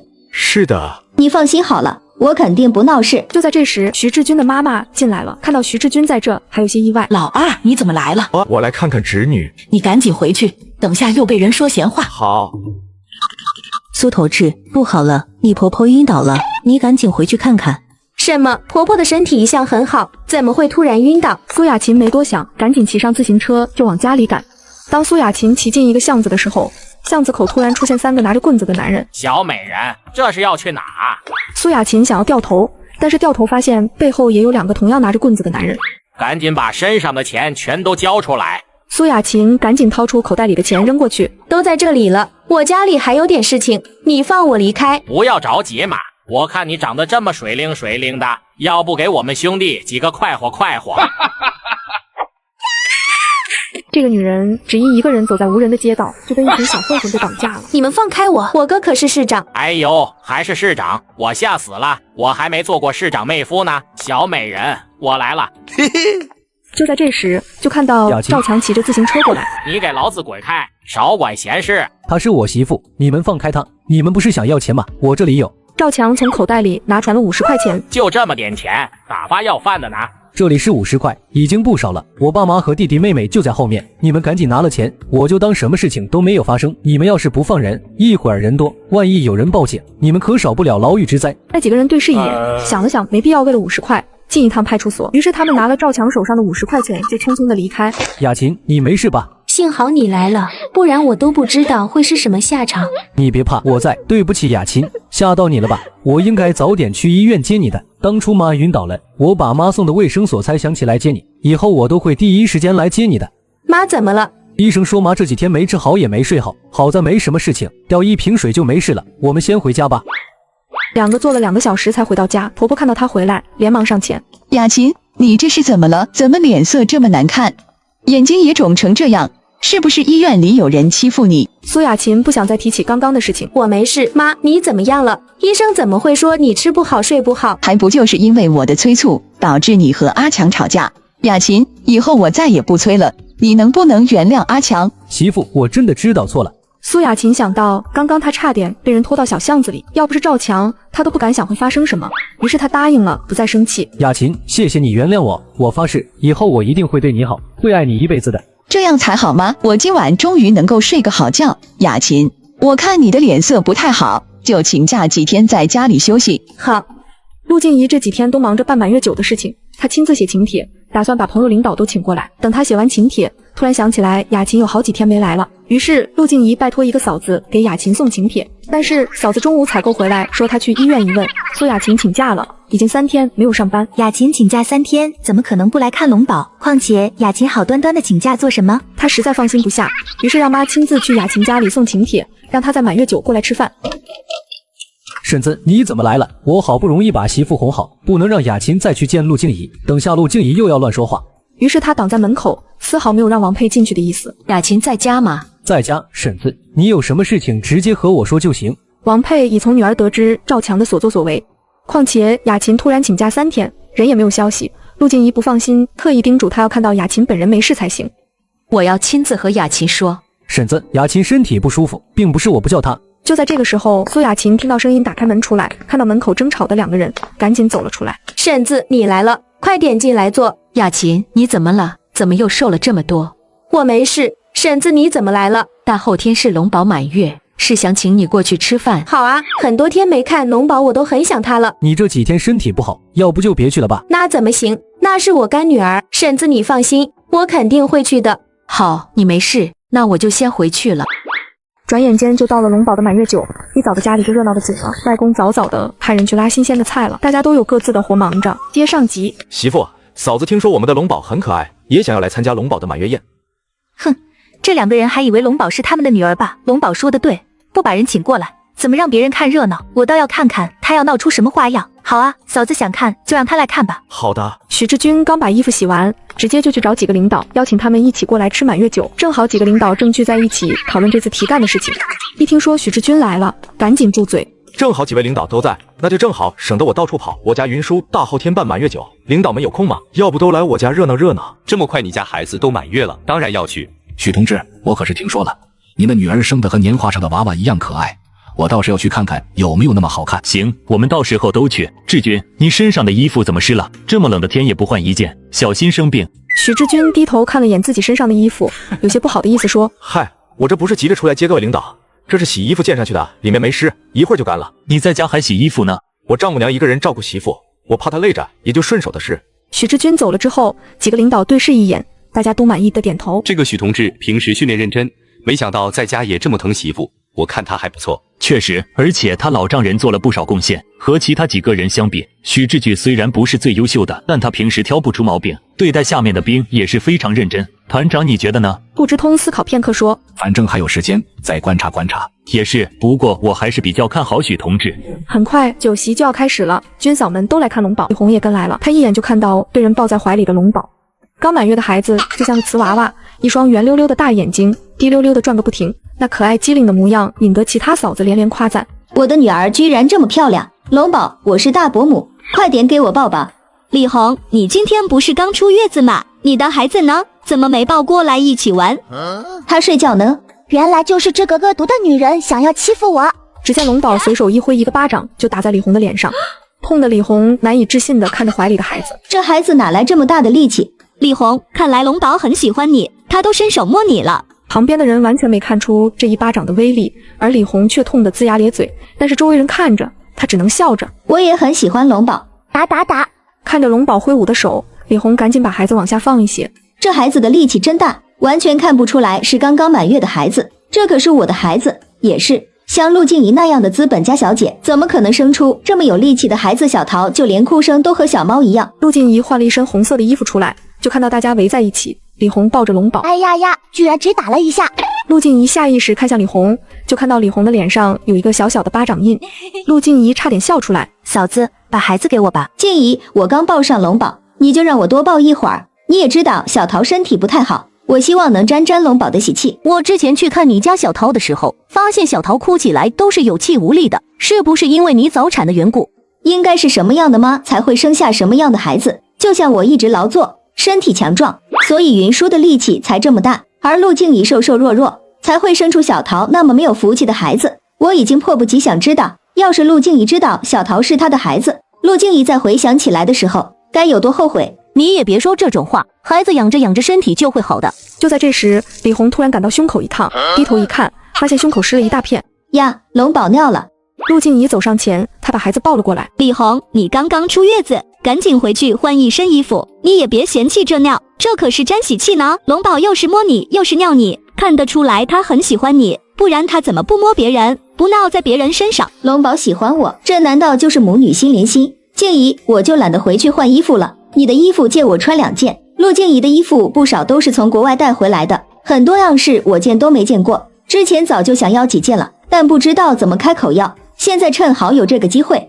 李红还以为陆静怡跟以前一样，他问他要什么他就会给，他笑着看着陆静怡满脸得意的样子，却不知下一面就被打脸。想穿我衣服，想得美。嫂子，不是我不借给你，你也不看看你现在的样子，我的衣服你穿不下。李红下意识地看了看自己，又看了看陆静怡，她都忘记自己怀孕之后长胖几10斤，反而陆静怡虽然刚生的时候也胖了一些，但经过月子的休养，不仅变得好看，就连身材也瘦回去。李红也只能黑着脸出去。许志军看到走出来的李红，看着她脸色难看，胸口也有一滩水，于是小声地问：你怎么了？是不是陆静怡欺负你了？不是，是云舒尿在我身上，嫂子们还说云舒喜欢我呢。难不成真是母女连心？怎么龙宝就从来没尿在陆静怡身上过？你赶紧回去换一身衣服，然后尽快过来，已经开始炒菜了。行，那我赶紧回去换衣服。许志军看着他离开，就看到几个领导往姨这边走过来，他赶紧迎上去。团长、副团长、指导员、政委，你们都来了，快点进来坐。许志军，快点带我们去看看你女儿。好，我这就带你们过去。女孩乃是神龙转世，今天是她穿来的第1个月，村民都纷纷来为她祝贺。接上集，这孩子果然像是大家说的那样，长得像年画里的娃娃，看着就非常有福气。是啊，安和，你喜欢妹妹吗？喜欢，妹妹长得好看。安和这么小就能看出妹妹长得好看了。顾安他蹲下身，他伸出食指戳了戳龙宝的脸，龙宝也学着他的样子，伸手戳戳顾安和的脸。妹妹的脸软软的，你的脸也是软软的。顾安惊讶地看向龙宝，刚刚的声音好像是从妹妹身上传过来的，难不成刚刚的话是妹妹说的？正在他疑惑之时，又传来一阵小奶音，喜欢，哥哥好看。哇，这下他能确定声音是从龙宝传出来的。妹妹这么小就能说话，和其他小孩子不一样吧？我喜欢妹妹，妹妹聪明。你这孩子，她刚刚满月，你怎么看出她聪明的？其他人好像都听不到妹妹说话。很快就到吃饭时间，大家都开心的吃着饭。吃了饭，静怡就把苏雅琴拉到了房间。雅琴，我让人去医院给你送请帖，听说你已经3、4天没去上班了，是怎么回事啊？那天我回家的路上遇到抢劫的人。怎么会这样？你没什么事吧？我没事，好在赵强及时赶到，不然他们看我漂亮，就想要把我拉到小巷子里，我被吓到了，所以这几天一直请假在家里。幸亏赵强来得及时，不然后果不堪设想。不是他来得及时，那些人就是他故意找来的。什么？是赵强找的？他这样做就是为了得到干妈的原谅。什么？真不敢相信，赵强为了让你原谅他，居然会故意找人来调戏你。换做是别人估计也不会相信。去看看存折是不是少了100块钱。苏雅琴突然想到，这几天赵强故意把她留在家里，不让她出门。其实今天赵强不想让我来的，而且我出门的时候妈就突然摔倒了，一定要我送她去卫生所，是我坚持要来让赵强带她去卫生所的。要不是我坚持要来，就没办法从龙宝这里得知这件事情的真相。如果什么都不知道，我就会被骗一辈子。如今看来赵强对我都是算计，只是我粗心大意，一直没有发现赵强歹毒的用心。静怡，我不想和他过了，每天晚上身边躺着这样的人，好可怕。赵强太过分了，放心，我肯定帮你。不过你要先把这件事情告诉你哥。我不敢说。说到他哥，苏雅琴缩缩脖子，她怕哥哥。自从爸妈都走了之后，哥哥就越来越沉默，小时候就非常凶。她曾经还以为哥哥不喜欢她，直到她帮赵强挡刀，哥哥赶过来给了赵强几拳，她才知道哥哥只是不知道怎么表达感情。后来，可即便知道，她也不知道怎么和哥哥相处。你不敢说，那我来说。不过你先回去查一查他还有什么其他的奇怪之处，还有龙宝说的那个钱的事，查清楚了再过来找我。好的，静怡，谢谢你。我去给你打水，你洗洗脸，你在房间里和龙宝玩。陆静怡出门时就看到李红和几个嫂子坐在一起，李红坐在人群中间，一边抹着眼泪一边说。陆静怡一下子就想到龙宝说过李红一直在背地里抹黑她，于是她悄悄走到别人看不到的地方偷听。李红，你别怪陆同志，他家是有钱办满月酒，我们都知道你不容易，下次陆同志欺负你，你就找你婆婆。找我婆婆根本没用，静怡他妈还在家里，我婆婆怎么可能斗得过静怡他妈？这也是，静怡他妈好像是什么钢琴家，很厉害的样子。以后你就关起门自己过，别再把钱给婆婆，免得陆同志用你的钱。我什么时候用李红的钱了？不过你弟妹确实过分，明明都是媳妇，怎么能把全家的衣服都让你来洗，还让你做饭，做的不好吃还要说你。陆静怡一听火气就上来了，她直接就冲了上去。李红，你今天给我说清楚，我什么时候用你钱了？你今天当着大家的面给我说清楚了，我怎么欺负你了？我也就是和嫂子们聊聊天。好一个聊天，你就光说你在家里做了多少事情，你怎么不说我送给你的东西？你手上的金戒指，还有你身上的衣服，哪都不是我送的。你是做饭洗衣服，但我每个月给你40块钱，你怎么不说了？40块钱？什么40块钱啊？因为嫂子来随军之后一直没有工作，我看她在家里做饭洗衣服，日子不好过，于是提出每个月给她40块钱，而且没生龙宝之前，家里买菜的钱可都是我给的。我真心实意的对你，你却到处颠倒是非，到处说我坏话，你还有没有良心了？每个月40，那和厂里工作一样，我们在厂里站一天也就40块钱，而且下班还需要做家务，你就只是在家里做家务而已，就能拿到和我们一样的工资，就这样你还有什么不满意的？那是我应该得到的。陆静怡走上前抓着李红的头发，你应得的是吧？你到处跟人说我欺负你，今天正好这么多人看着，你现在倒是说说我是怎么欺负你的。你放开我，你弄疼我了。你不是很会说吗？现在给你机会，怎么不说了？凭什么你能办满月酒，我不能？我的满月酒是我自己出钱办的，有本事你也自己出钱啊！放屁！妈说了，你拿着志军的钱，那又怎么样？许志军是我丈夫，他本来就应该出钱，之前懒得和你计较，你真以为我好欺负了？陆静怡打了李红几个耳光，又扯下她头上的头绳，这也是她买的。之前她还感谢嫂子在家里忙，经常看到什么好东西都给嫂子带。谁能想到那么多好心，养了一头白眼狼？我的东西就是拿去喂狗，也不会给你。这边闹出来的动静不小，许志军听到之后赶紧跑过来，还有一些刚刚喝完茶的嫂子们也过来看热闹。他赶紧打量李红身上的情况，抬头就是质问陆静怡：陆静怡，你这是在干什么？今天是龙宝的满月酒，有什么事情不能之后再说？李红到处和人说我欺负他，你来的正好，你说我是不是每个月给他40块钱，让他帮忙洗衣做饭？就为了这个事你就打嫂子？不管什么原因，今天是龙宝的满月宴，你就不能忍忍？你除了让我受委屈还会做什么？你嫂子都在外人面前那么说我，我凭什么要忍？我有哪一句话是说错的？许志军下意识看向李红，李红哭得非常伤心，许志军一下子就心疼了。就算嫂子有错，你也不能打人。那我问你，我生龙宝之前，李红吃的穿的用的，哪一点不是我买的？就这样，他还说我欺负他，到处和人说我脾气不好，还有没有天理了？正好今天领导都在，就让他们来评评理。许志军的脑子一下子清醒，他赶紧看向周围的人。今天领导也在，闹出这么大事情，万一影响他进步怎么办？许同志没反对，看来陆同志说的都是真的，真是看不出来李红居然这么过分，吃着喝着人家的，背地里还说人家欺负他。要是一个月给我40块，别说让我洗衣做饭，就是让我伺候坐月子我都愿意。就是谁在家不洗衣做饭，陆同志也不是不想干，他有工作，不是给李红钱了吗？他还到处乱说。我看李红就是嫉妒陆同志。众人七嘴八舌的讨论着，听着大家的话，李红越想越委屈。我就和嫂子们闲聊2句，陆静怡居然还听到心里去了。说话颠三倒四，只是闲聊是吧？那正好，我现在刚好有空，那我们就好好的聊一聊。陆静怡说完，直接就往李红身上打。眼看许志军正要过来帮腔，陆静怡不管了，连许志军一起打。打许志军的时候更狠了。这时几个领导听到这么大的动静，赶过来看发生了什么。看到打架的几人吓了一跳，指导员赶紧上前把人拉开。这是怎么了？好端端的怎么打起来了？黑心大嫂嫉妒妯娌过得好，有事没事的就在村里说她坏话。就在今天刚好被妯娌逮了个正着，于是就被妯娌暴打了一顿。领导，你一定要给我做主。我生孩子之前，因为有工作没办法顾家，嫂子没有工资，所以我每个月给嫂子40块钱，让她帮忙做家务。没想到她在外面和人说我欺负她乡下来的，她吃的用的都是我买的，她完全不提。你媳妇说的是不是真的？是。本来你的家事我并不好管，但是每个军嫂都不容易，作为个男人，更加不能让自己的媳妇受委屈，知不知道？知道。陆同志、李同志，这件事情你们打算怎么处理？呀，他们还挺好的，居然没有让双方各退一步和稀泥。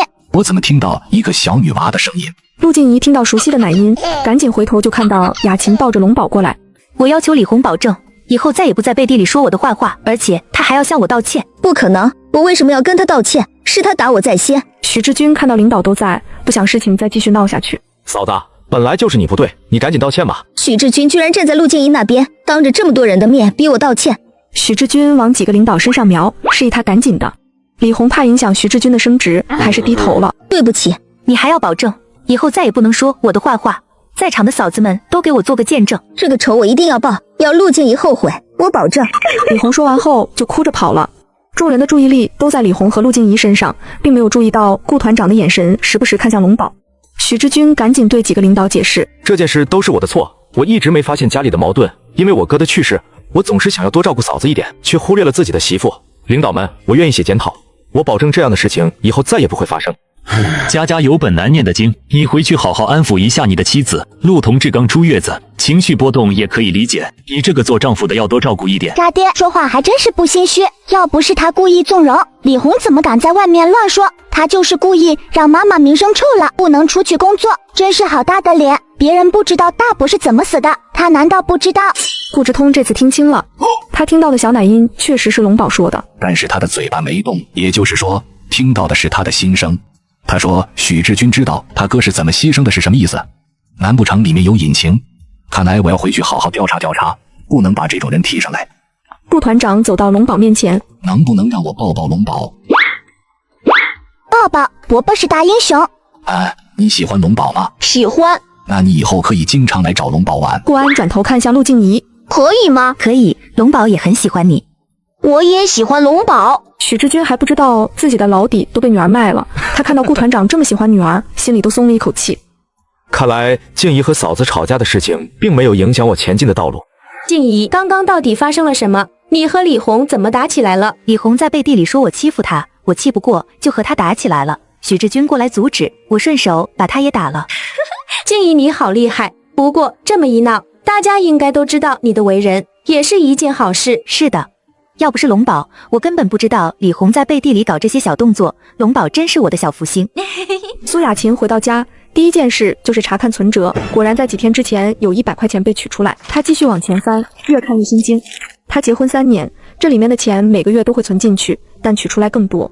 她每个月的工资50块，赵强每个月40，两个人加起来都90块钱。3年居然只存下来了300块钱。医院管饭，赵强的午饭也在单位吃，平时也没有大的消费，里面居然只有300块钱。苏雅琴拿着存折的手都在抖。如果不是龙宝让我查看存折，只怕现在都蒙在鼓里。外面天黑了，赵强一家人才回来，还有带了一个小男孩。这个小男孩苏雅琴认识，是赵强的大哥的儿子。你们怎么把赵小荷带回来了？雅琴，你不是不能生吗？正好你大嫂怀孕了，所以我想着你给他们一笔钱，把小荷过继到你和阿强名下，就当是你们的儿子。原来这才是他们的目的，我就说这钱都去哪了，肯定是他们拿去养小荷了。之前他们对我那么好，都是装出来的，想让我养别人的儿子做梦吧。我倒是要看看他们到底想干什么。于是苏雅琴故意的问，要多少钱？不多，就500块。500块，他们还真敢狮子大开口。赵强，你也是这么想的吗？你也要我过继赵小荷？雅琴，我挺喜欢小荷的，反正大嫂也怀孕了，正好把小何过继过来，你也不用生孩子，我也能有儿子，这不是两全其美的好事吗？你能拿得出来这么多钱吗？要不你问你哥要一点。你不要脸，我还要脸。再说我已经认了一个干女儿，不会过继赵小荷，帮别人养儿子。什么干女儿？就是陆静怡的女儿。那怎么行？那可是别人的女儿，而且一个丫头片子，难不成你真打算让她给你养老？不行，以后你们的钱都是我孙子的。赵强看他越说越过分，赶紧拉了他一下，示意他别说了。阿强，你拉我干什么？我又没说错，养个赔钱货，还不如养小何，怎么说也是我赵家的人。从小到大，从来没见过这样不要脸的人。雅琴，你就听爸妈的吧，他们也是为了我们好。我们离婚吧。什么？雅琴，好端端的干什么要离婚？不就是让你过继小何？你要是不愿意就算了，干嘛用离婚吓唬我们？雅琴，你别开玩笑了。我不是在开玩笑，我不想和你过了，我要和你离婚。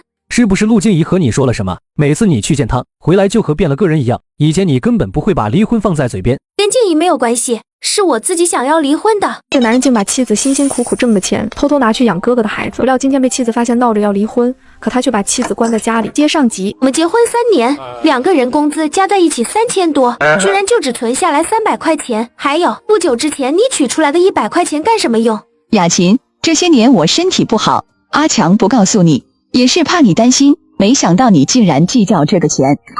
你竟敢欺负奶奶，我打嘎你！奶奶说了，你就是个不下蛋的母鸡。他们居然在背地里说我是不下蛋的母鸡。他被赵小荷打了几下，下意识推开赵小荷，赵小荷摔在地上，张嘴就哇哇大哭。婆婆赶紧冲过来抱着赵小荷，我的宝贝啊，我的心肝有没有哪里摔着了？雅琴，小荷还是个孩子，你有什么气就冲着我来。哼，终于露出真实面目了。赵强，我没和你开玩笑，离婚吧。说着他就走进屋子里，他打算明天天亮去跟他哥哥说他离婚的事情。就在这时赵强进来了。雅琴，你到底怎么了？你能不能别闹了？你想要孩子，我生不出来，我们不合适。不可能，媳妇，你还是冷静一点，我不要离婚。现在我们都在气头上，我也不想做出让我们都后悔的事情。赵强出门直接把门反锁了。赵强，放我出去，你就不怕我哥来找我？我会告诉你哥，你最近心情不太好，打算出去玩，他不会来找你。难不成你打算管我一辈子？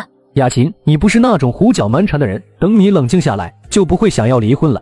怎么会闹成这个样子？要是他坚持离婚怎么办？还不是你出的馊主意，还拿老三的钱补贴老大，现在被老三媳妇发现了吧？还不是因为老大在城里过得不好，不然我也不会这样做。妈，先把小何送回去，等这件事情过去，以后再别提过继的事情。我还不是望着你好，你娶个不会下蛋的，以后可是要断子绝孙的。断子绝孙也比和大哥一样吃不起饭好。我真是糊涂了，只想着让雅琴给我生孩子，孩子哪有前途重要？在工作的时候，就连主编都要捧着我，并不是因为我的文章写得有多好，而是我媳妇的哥哥是市长，要是离婚，那就什么都没有了。他不敢想象，要是离婚之后，报社那些人会怎么看他。婆婆只能连夜把孩子送走。陆静怡，你今天太不给嫂子面子了。我看我是太给你脸了。什么？你聋了吗？滚出去！滚出去！这孩子学习的能力非常强，不能在孩子面前乱说话。静怡，你最近到底怎么了？自从你生了孩子之后，对我好像有一股子非常大的怨。我知道你生嫂子的气，但大哥没了，他日子也不好过。那我们离婚，你娶李红不就好了？什么？你怎么能说这种话？是不是有人和你说了什么？况且她是大哥的女人，以后不要说这种话了。那行，让李红去乡下，本来她就不应该霸占那个房子。让她去乡下，你就能开心吗？是啊，看到她不开心，我就很开心。要不是没有证据离不了婚，恨不得现在就和许志军打离婚报告，懒得看到这对狗男女。行，我会考虑的。你和龙宝好好休息。妈妈，别听他胡扯，李红最怕的就是他娘家那些人，他好不容易从村子来到这里，说什么也不可能回去的。对啊，李红怕娘家的人，我可以利用他们，让他们狗咬狗，把事情闹大，说不定还能找到一些证据。妈妈，干妈被她丈夫关起来了。什么？干妈她婆婆想让她过继亲侄子，帮别人养孩子，干妈要离婚，就被关起来了。赵强的胆子居然这么大，竟敢把雅琴关起来，不能再让雅琴和赵强一家人带着了，难保会出意外，我必须把雅琴救出来。另一边，许志军回到自己的房间之后，百思不得其解。除了上次经常去那边看嫂子被人发现之外，根本没有露出马脚。而且在生孩子之前，静怡一直对李红非常好，怎么生了孩子之后，静怡就跟变了个人一样？难不成静怡已经知道她的孩子和李红的孩子调换了？应该不是，要是她知道自己的孩子被调换，天天被人虐待，以陆静怡的脾气，她肯定不会忍着。那应该是陆静怡还在气我对嫂子太好了。女人啊，嫉妒心真强。看来之后我要更加小心一点，不能再偏帮嫂子，免得静怡又吃醋。第二天一大早，陆静怡特地让妈去找雅琴的哥哥，她自己带上她哥的几个下属，一起前往苏雅琴的家。陆静怡，雅琴不在家，你去别的地方找吧。说完，他就打算关门，然而门还没关上就被人挡住。我找周围的邻居问过，昨天雅琴回来之后就再也没有出去过，而且邻居还说她昨天晚上听到你们家非常吵，还有雅琴的骂声。那是我们家的事情，跟你有什么关系？你自己生了女儿，就哄着雅琴认你的女儿做干女儿，你怎么这么不要脸？你这么干也不怕遭报应？你都不怕遭报应，我怕什么？陆静怡直接撞开他，走到房间里。你这个女人，你们干什么？快点来人啊！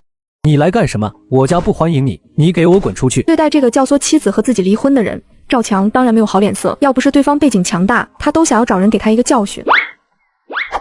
说雅琴在哪里？陆静怡，你要干什么？大白天来我家里抢人，这天底下还有没有王法了？是静怡，静怡，我在这里，你快点把我救出去。是雅琴，雅琴，我这就来救你。陆静怡，我真不知道我们家阿强哪里惹到你了，你一定要鼓动雅琴和我们家阿强离婚。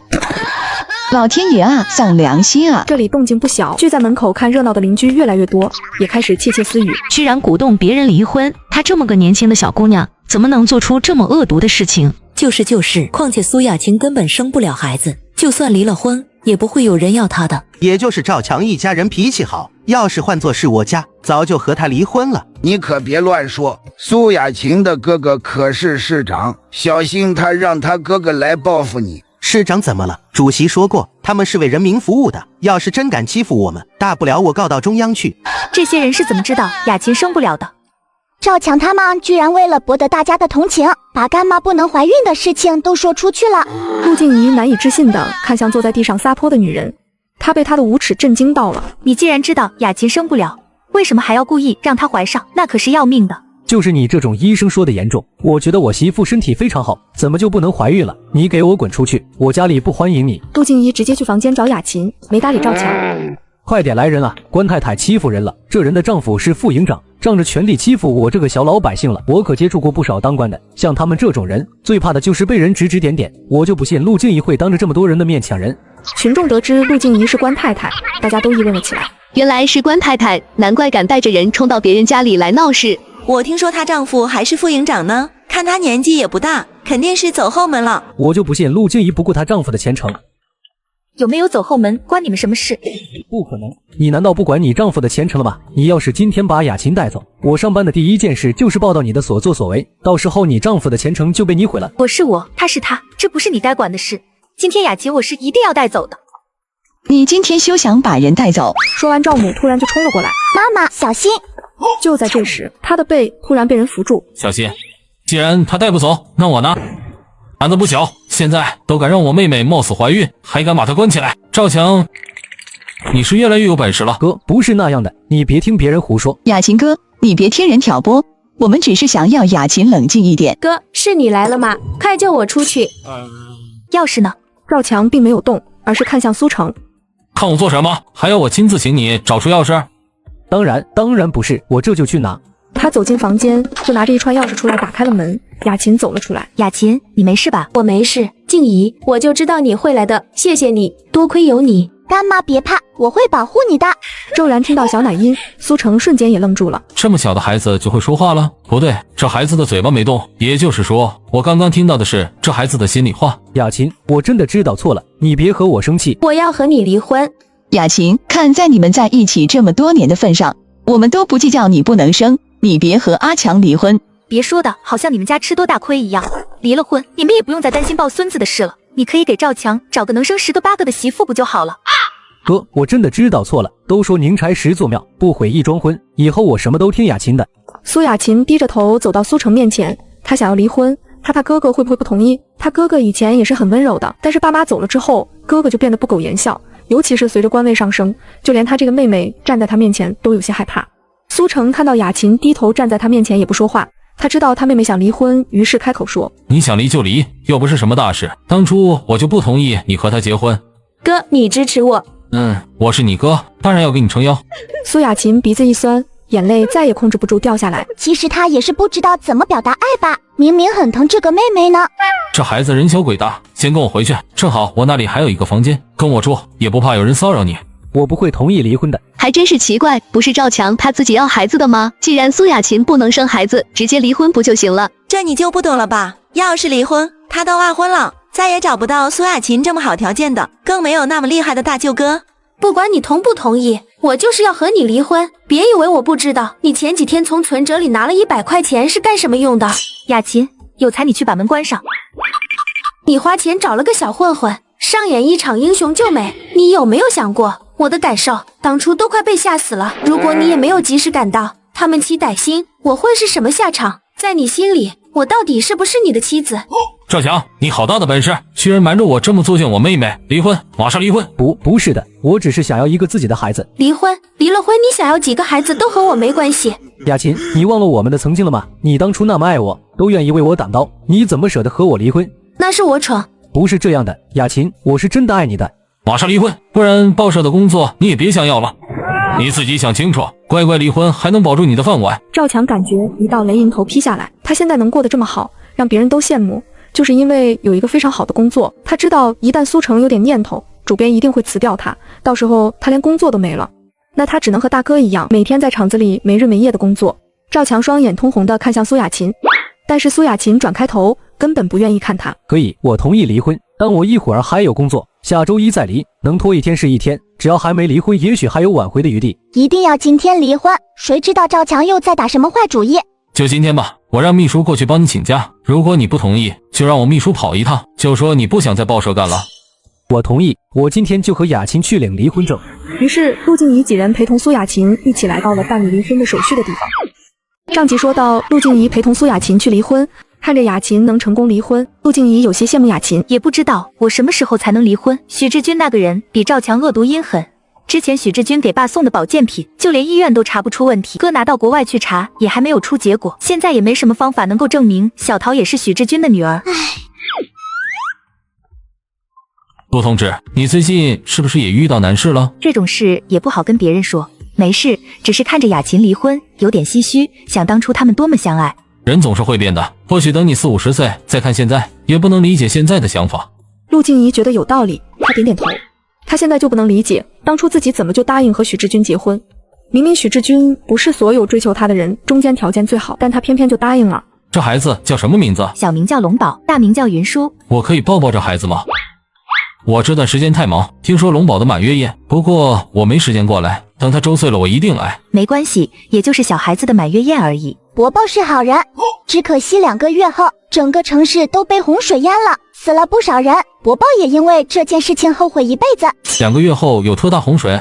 不想伯伯难过，伯伯是个大好人呀。陆静怡看向抱着孩子的苏城，思考着怎么把2个月后会有洪水的事情告诉苏城。就在这个时候，苏雅琴办好离婚证出来了。我答应离婚了，你之前答应过不会搅黄我的工作，你必须信守承诺。当然。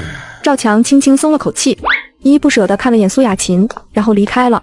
他不是舍不得苏雅琴，而是舍不得苏雅琴带来的好处。哥，为了庆祝我离婚成功，我请你们去刚开的饭店吃一顿。先让秘书带你去把你的东西拿出来，我还有些事情要忙，就不陪你们了。自从得知2个月后会有一场大洪水要淹没整个城市，苏城就坐不住了。其实他一早就想加强城里的防汛防洪措施，只是每次开会的时候都有人拿经费不够、劳民伤财、完全没必要之类的话来阻止，只是因为现在市里也没钱，钱需要用在更加重要的地方。那行，你去忙吧。我也陪你去那里拿东西，正好我还带着3个人，帮你一次性把东西都搬出来。好的。陆静怡带着哥哥的几个下属一起到赵家帮苏雅琴搬东西。由于要搬家，陆静怡直接要来哥哥厂里的拖拉机。苏雅琴指使人拿走所有他买来的东西，把拿不走的东西全都砸了。这时赵母从外面回来，就看到雅琴哥哥的秘书和陆静怡的下属在搬家里的东西。苏雅琴，你要干什么？这些都是我买的，我又带不走，当然只能砸了，不然便宜你们吗？这么大的动静引得邻居的围观，看着满地的狼藉，完全空了的家里，大家都瞠目结舌。赵婶子不是说家里的东西都是他儿子买的吗？怎么雅琴说是他买的？苏雅琴也真是的，离婚就离婚，有必要闹得这么难看吗？那又怎么了？别忘了苏雅琴的身份，人家哥哥可是市长呢。娘家有人撑腰就是不一样啊。你们知道什么？一天天就知道乱嚼舌根。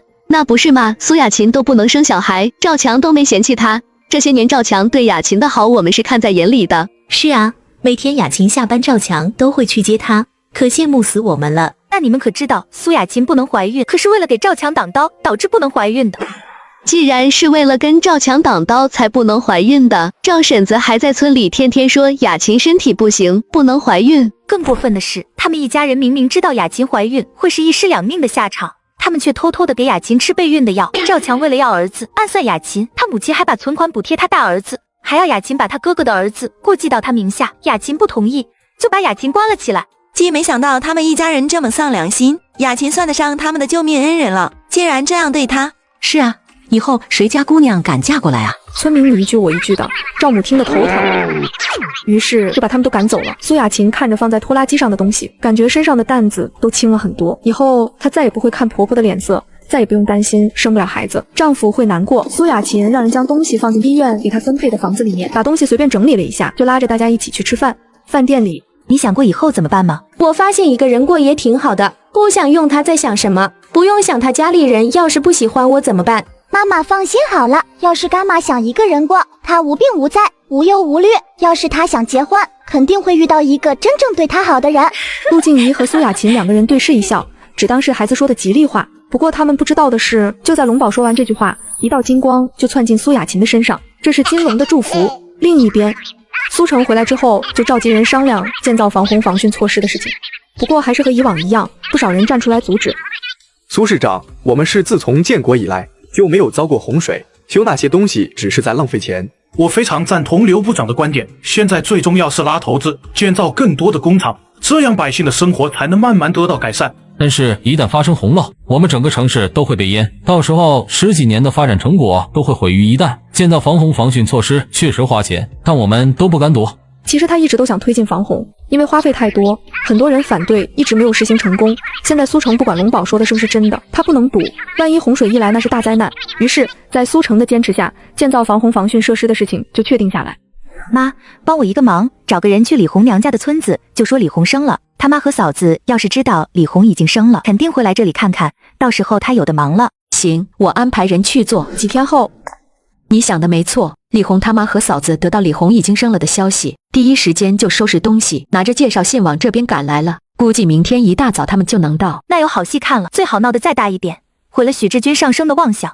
这个女人明明刚生完孩子，婆婆每天却只给她吃一个鸡蛋。妈，怎么又是红糖鸡蛋？能不能弄个鸡给我补补身体？你怎么那么多事情？我当初生孩子，第2天还能下地干活，也就是你们现在日子好了，还有婆婆来伺候你们坐月子。反正你也出月子了，红糖鸡蛋你也别要了。别，我吃。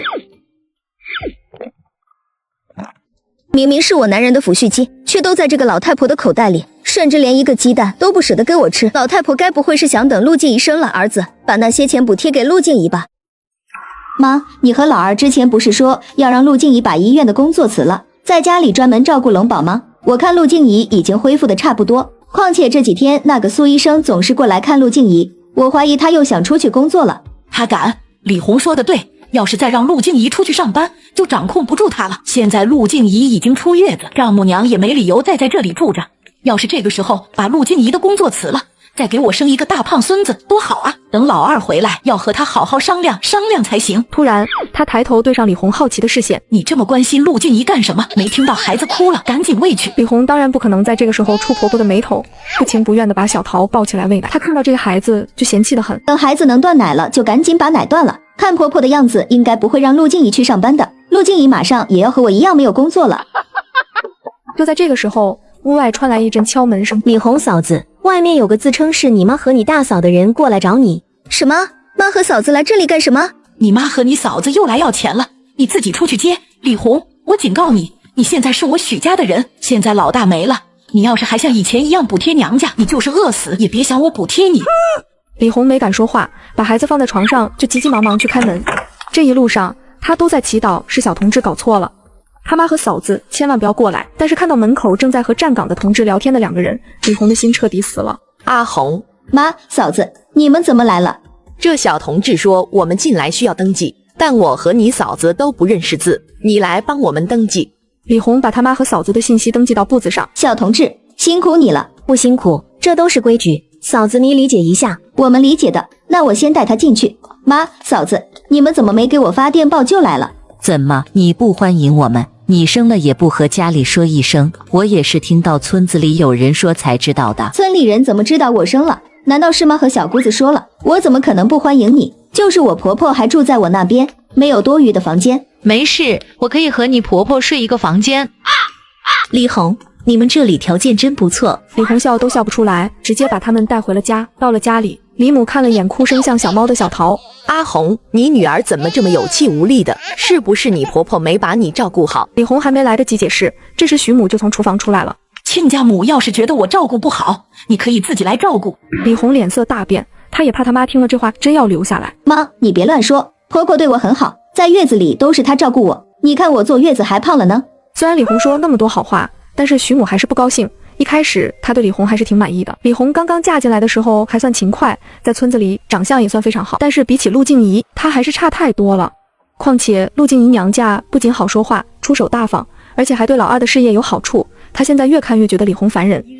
既然你妈和嫂子来了，就让他们照顾你一段时间，我去老二那边。妈，我妈和嫂子他们对周围不太了解，要不你还是留下来帮忙吧。你这里总共2个房间，我在这里住，他们住哪里？亲家，我和你睡，让老大媳妇睡地上。不了，我去老二媳妇那里睡。你们算起来2年没见，你们还是好好聊聊吧。说完他就快步走出去。那谢谢亲家母了。阿红，你这2个月怎么没寄东西回家？家里都没钱吃肉了。这女人已经多年未见到亲生母亲，没想到刚见面，母亲的第一句话就是问女儿要钱。接上集，我还是不是你的女儿？这么久不见，你第一句话就是问我为什么不寄东西给你。我男人死了，抚恤金也在婆婆那里，况且就在我快生的时候，陆静怡就不让我做家务了，之前每个月的30块也没了，我哪里有钱买啊？就算没有那30块钱，你弟媳平时对你那么好，肯定送给你吃的，你自己倒是吃得白白胖胖，也不知道送点东西回家。是啊，阿红，你在这里有你婆婆和弟媳照应，条件肯定比家里好，你也要照顾家里的人。当初要不是我主张把你嫁出去，陆老大也不会急匆匆赶来要娶你，你可别忘了我和你爸的恩情。就是，你就生了个女儿，以后还是要靠我儿子给你养老的。这2个人你一言我一句，气得李红脸色铁青。妈，我的钱都在婆婆的口袋里，我实在没钱。要不这样，陆静怡有钱，你想要钱就去问她要。当我们傻，那是你弟媳，又不是我们的。况且她家里那么厉害，我们得罪她哪有好下场？总之我没钱给你们。阿红，我记得你之前和许志军的关系还不错，能不能问他要一点钱？我听说许志军现在可不得了，在部队里也是个大官。军已经很久没来了。你真是个废物，连一点钱都弄不过来。李母这么一说，李红的眼圈一下子就红了。是啊，我就是废物，别以为我不知道你们来干什么的，不就是来要钱的吗？你嫁出去也是我李家的人。李红委屈地坐在床上抹眼泪。嫂子见她真伤心了，赶紧给李母一个眼神，示意她别逼急了，免得1分钱都拿不到。算了，不说这些，我从家里给你带了点菜干，我记得你最喜欢吃，我一会儿给你做。嫂子也赶紧走了过来，把小桃抱在怀里。小红，你现在也当妈了，也能理解婆婆的想法。今年村子里收成不好，再这样下去，我们过年都要饿肚子。李母也清楚要钱需要慢慢来，拿着东西去厨房做饭。就在这时，小桃突然扒着嫂子的衣服，她也是生过孩子的，一看就知道孩子饿了。于是嫂子把小桃放到李红面前。小红，别哭了，孩子饿了，你赶紧喂，别饿着他。饿死他算了。没想到一个做妈的居然会说出这种话，而且看李红的样子，根本就没打算接过孩子喂奶。你生下来的孩子，要真出了点事，后悔的还不是你自己。李红怕嫂子看出点什么，不情愿地接过小桃喂奶。小桃吃的仍旧狼吞虎咽。嫂子毕竟生过2个孩子，一看就知道小桃这孩子是饿狠了。可是李红又不用下的干活，整天在家里带孩子，孩子怎么可能饿成这样？另一边，徐母已经走到了陆静怡的门口，就听到里面有孩子的笑声。龙宝这孩子的声音非常有中气，一听就被养得很好。再看小桃，就连哭都没什么力气，从来没笑过，眼睛也傻愣愣的。要是小桃长大是个傻子怎么办？那可是老大唯一的血脉啊！就在这时，房间门突然被推开，王佩出来倒水，看到徐母在门口，还有些惊讶。亲家母，你怎么来了？你是来看龙宝的吧？他现在还醒着呢，你要看的话，现在可以进去看看，不然等下睡着了。好啊，我已经有2、3天没看到了。我的儿媳亲妈过来了，她那边只有2个房间，所以我最近想要回来。不过你放心，我来做饭、洗衣服。那正好，我也有些忙不过来，你来了我也能轻松一点。静怡，让我来抱抱龙宝。徐母一接过来就被怀里的重量吓了一跳，她抱惯了轻飘飘、营养不良的小桃，再抱被养得胖乎乎的龙宝，感觉不像是同一天生的孩子。静怡，你把孩子养得真好，小桃完全不能和龙宝比。小桃瘦瘦的，看起来就像营养不良的样子，每次让她喂孩子就跟要了她的命一样。明明是她怀胎生下来的，怎么就那么狠心？静怡，亲家母，你们晚上吃什么？我去做饭。别看奶奶表面上喜欢我，其实还是想要个孙子。她今天过来还想和爸爸一起劝妈妈别去上班，再生一个。真是不是一家人不进一家门，能养出许志军这样的畜生，婆婆怎么可能是好人？正好厨房里还有隔壁小琴送过来的蔬菜，还有白菜帮子。萝卜，你跟我过来吧，辛苦亲家母了。不辛苦不辛苦，这老二媳妇的娘家非常有钱，整天吃香的喝辣的，我也能沾沾光。徐母还没发现异样，跟着去了厨房，直到看到快要见底的油罐，还有丢在墙角明显不新鲜的蔬菜，徐母傻眼了。你们平时就吃这些？当然不是，静怡她需要喂奶，中午还有吃剩的鸽子汤，她喜欢吃我做的鲫鱼，一会儿我给她做，你就做一些你和许志军喜欢吃的就行。那你呢？我最近大鱼大肉吃腻了，就想着吃点素的。可是我想吃点好的啊，结果来这边还不如在李红那边。别的没有了吗？这不是正不巧没出去买菜，要不亲家母你明天有空出去买一趟。还想要我出钱？不了，我也随便吃点。那行，我去看静怡。哦对了，怎么了？那鲫鱼是我老伴专门买来给静怡下奶的，总共18只，还有鸽子汤。静怡喜欢吃清淡的，一会儿我来做就行。知道了，亲家母只是表面上看起来大方，连一条鲫鱼都舍不得给我吃，还数着个数，说的谁稀罕似的。以往那些不新鲜的菜都是给许志军吃的，他每次都是6点准时结束训练，等他回来，王佩和静怡早就吃饱了。不得不说，许志军是个很新的人，即便是吃烂菜叶子也完全不吭声。半个小时之后，徐母已经做好了菜，从那一堆菜里挑出一些能吃的。油罐都见底了，没有油，炒出来的菜干巴巴的，非常难吃。王佩这是出来给陆静怡热菜。亲家母，过来一起吃吗？我先给静怡做菜，你先吃，许志军一会儿就回来了。行。没过一会儿，厨房里就传来鸽子汤和鲫鱼汤的味道，真香啊！他看了眼自己面前3盘绿油油的菜，顿时没了胃口。不过他总不能和一个孕妇抢东西吃。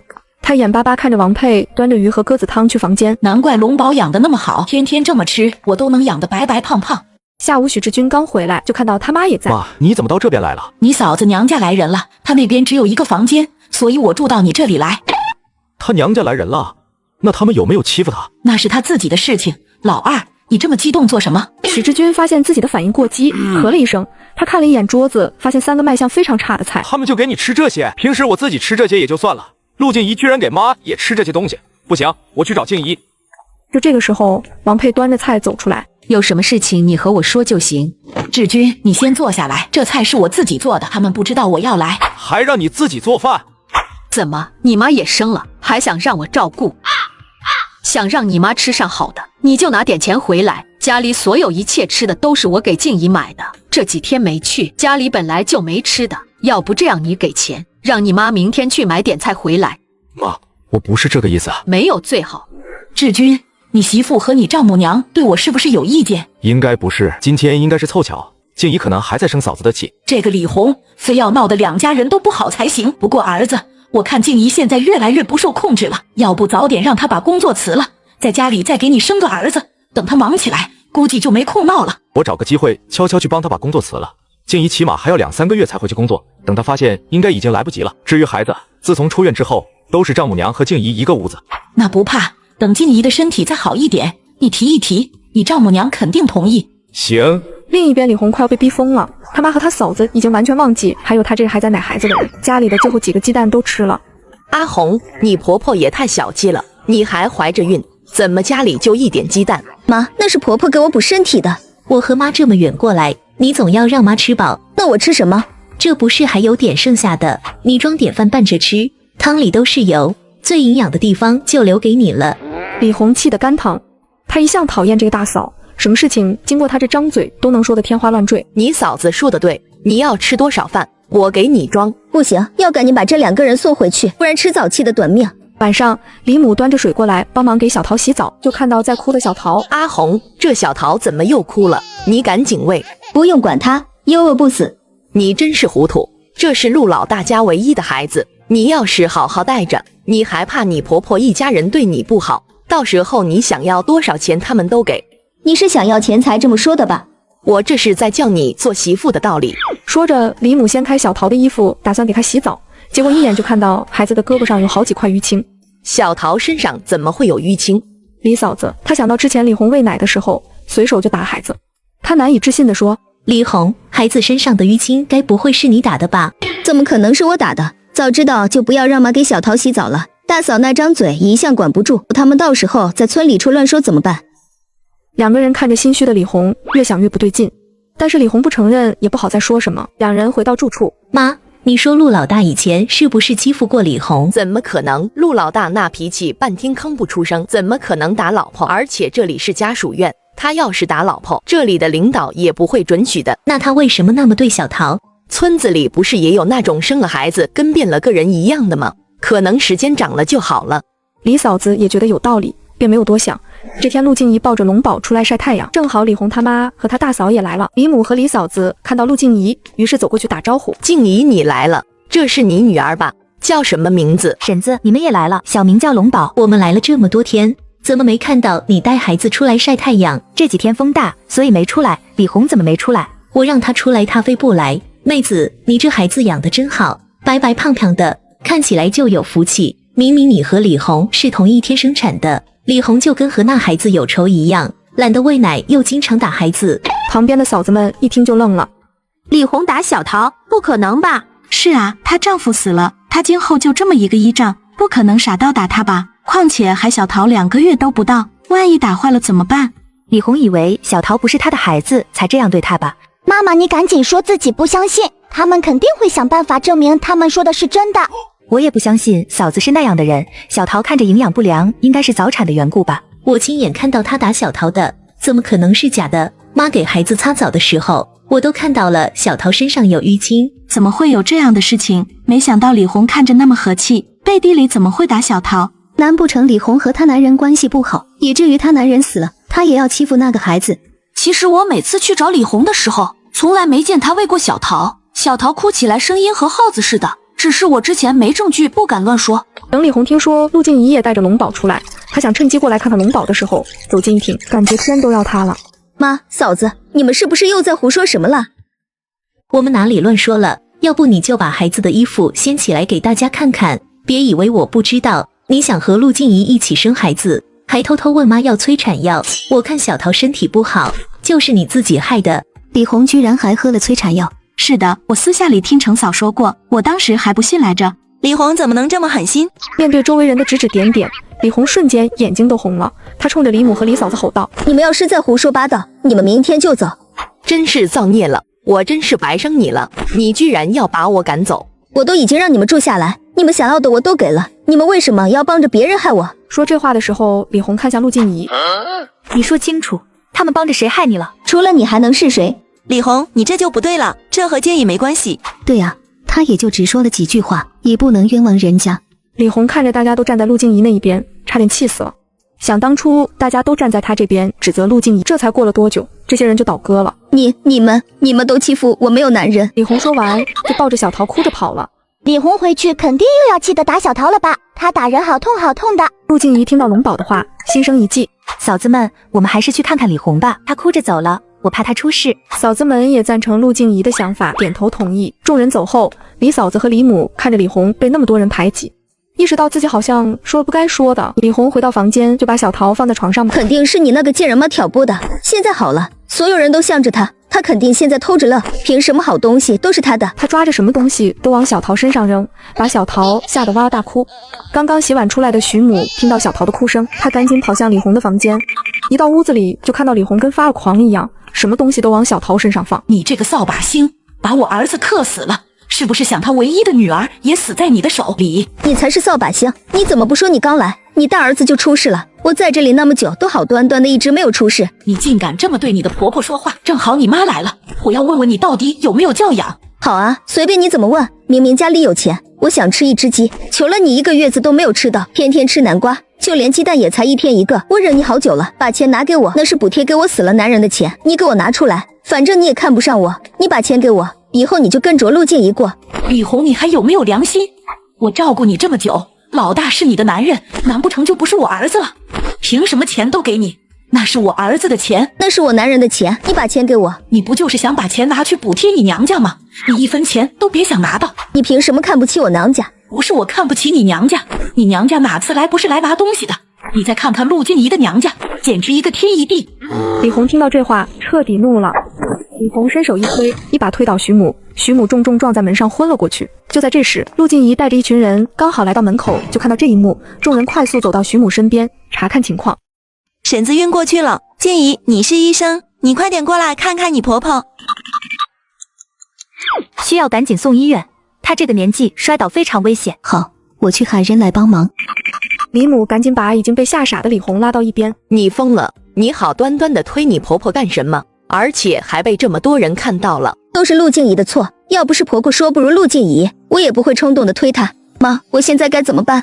先把你的婆婆送到医院看看情况怎么样。2个小同志拿着担架赶紧把徐母抬走了。就在这时，听到虚弱的哭声，小桃，妈妈快去看看小桃。静怡听了龙宝的话，想进去看看小桃。刚刚拿东西的小桃，要是这个时候被这些人看到，以后就别想在这个院子混下去了。不行，不能让他看到。小桃在房间里睡觉，估计是饿了，我等下喂一下就行了，你们不用担心。弟妹，你先去看看婆婆怎么样了。别信她的，小桃肯定出事，她以前一生气就打人的。陆静怡一眼就看穿她的心虚，快速的走进屋子里。李红还没反应过来，陆静怡已经走进房间，刚进去就听到虚弱的哭声。她循着哭声的方向找过去，从床上那一堆东西里面找到了已经脸色发紫的小桃。由于挣扎，这孩子的胸口的衣服扣子散开，一眼就能看到白皙的肌肤上触目惊心的淤青。几个嫂子倒吸一口冷气，没想到李红她嫂子说的都是真的。要赶紧把这孩子送到医院，晚一点要出事。不行，你们把我的孩子放下。李红走上前想要把孩子抢过来，就被几个嫂子拦下来。李红，你怎么这么狠的心？难不成这小桃是你捡回来的？你这么对她，不怕你男人晚上找你索命吗？陆静怡，你把孩子放下，那是我的孩子。陆静怡看着小桃身上的淤青和伤痕，想到如果不是他妈提前把孩子换回来，这孩子身上的伤痕就会出现在龙宝身上。一想到他的小宝贝可能会被这样对待，反手就给了李红2巴掌。陆静怡，你敢打我？陆静怡，你凭什么打我？他想要打回来，却被几个嫂子控制住了。陆静怡抱着小桃去医院，虽然这是李红和许志军偷偷生下来的孩子，他也很讨厌，但他作为医生，不能眼睁睁地看着一个孩子死在自己面前。陆静怡坐上小同志安排的车子，直接前往医院。等屋子里的人都走了，李红直接软坐在地上。完了，一切都完了。明明我换了孩子，许志军又站在我身边，陆静怡才是被所有人孤立的，被所有人欺骗的可怜虫。为什么一切好像全部换过来了？这到底怎么回事？李红六神无主，他忽然想到了许志军，他赶紧去了训练的场地找许志军。发生什么事情了？不好了，你妈和小桃都去医院了。怎么回事？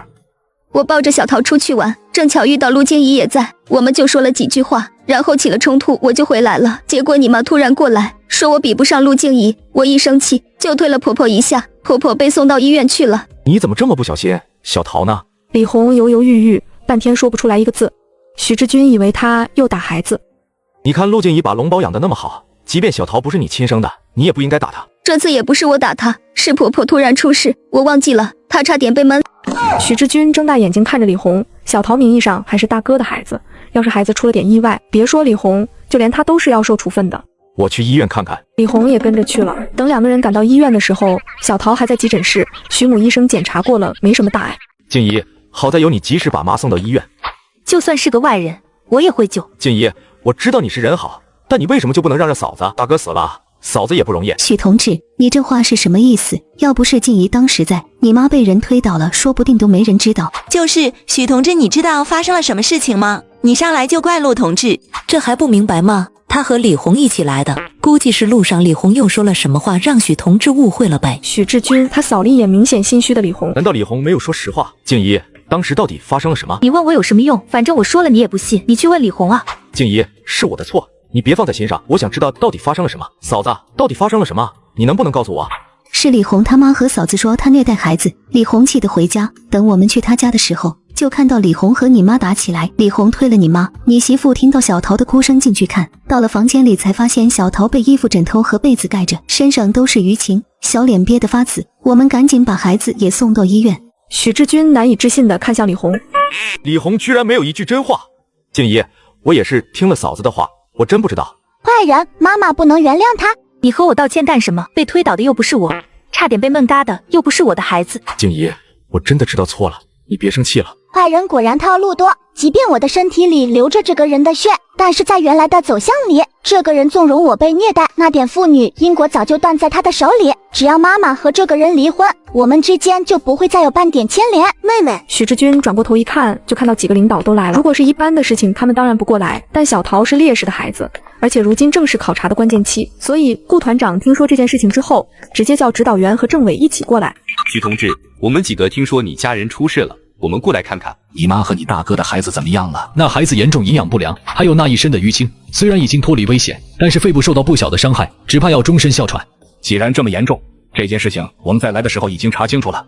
好在你们几个女同志在，不然谁也不知道会出什么事情。有些人我们一定会惩罚，会给大家一个合适的结果。谁是孩子的母亲？是我。你要是不会做母亲，就赶紧送人。你知不知道，要是再晚一点送来，神仙也救不了了。我都怕那孩子迟早嘎在你的手里。我只是奶水少，况且孩子那么小，磕磕碰碰都是难免的。把我当傻子？那孩子身上的伤是磕碰出来的，我看你这么怕，奶水怎么可能少？真当我不知道你家什么条件？从没见过像你这样当妈的。医生，这件事情我们几个人也有疏忽，请你好好医治那个孩子。主任瞪了李红一眼，转过头看向陆静怡。还有你国外留学回来，有那么多前沿的知识，居然辞职在家里带孩子，你有什么困难说出来，医院可以给你最大的方便。听到这话，全场的人都看向陆静怡，许志军的脸色也大变。我什么时候说要辞职了？我想的是再过1个半月我就回来上班。是你丈夫婆婆过来说你非常看重孩子，想要在家里带孩子，我本来想着等空一点就去你家，正巧在这里遇上。许志军，我什么时候说要在家里带孩子了？嘿嘿，静怡，我也是为你好。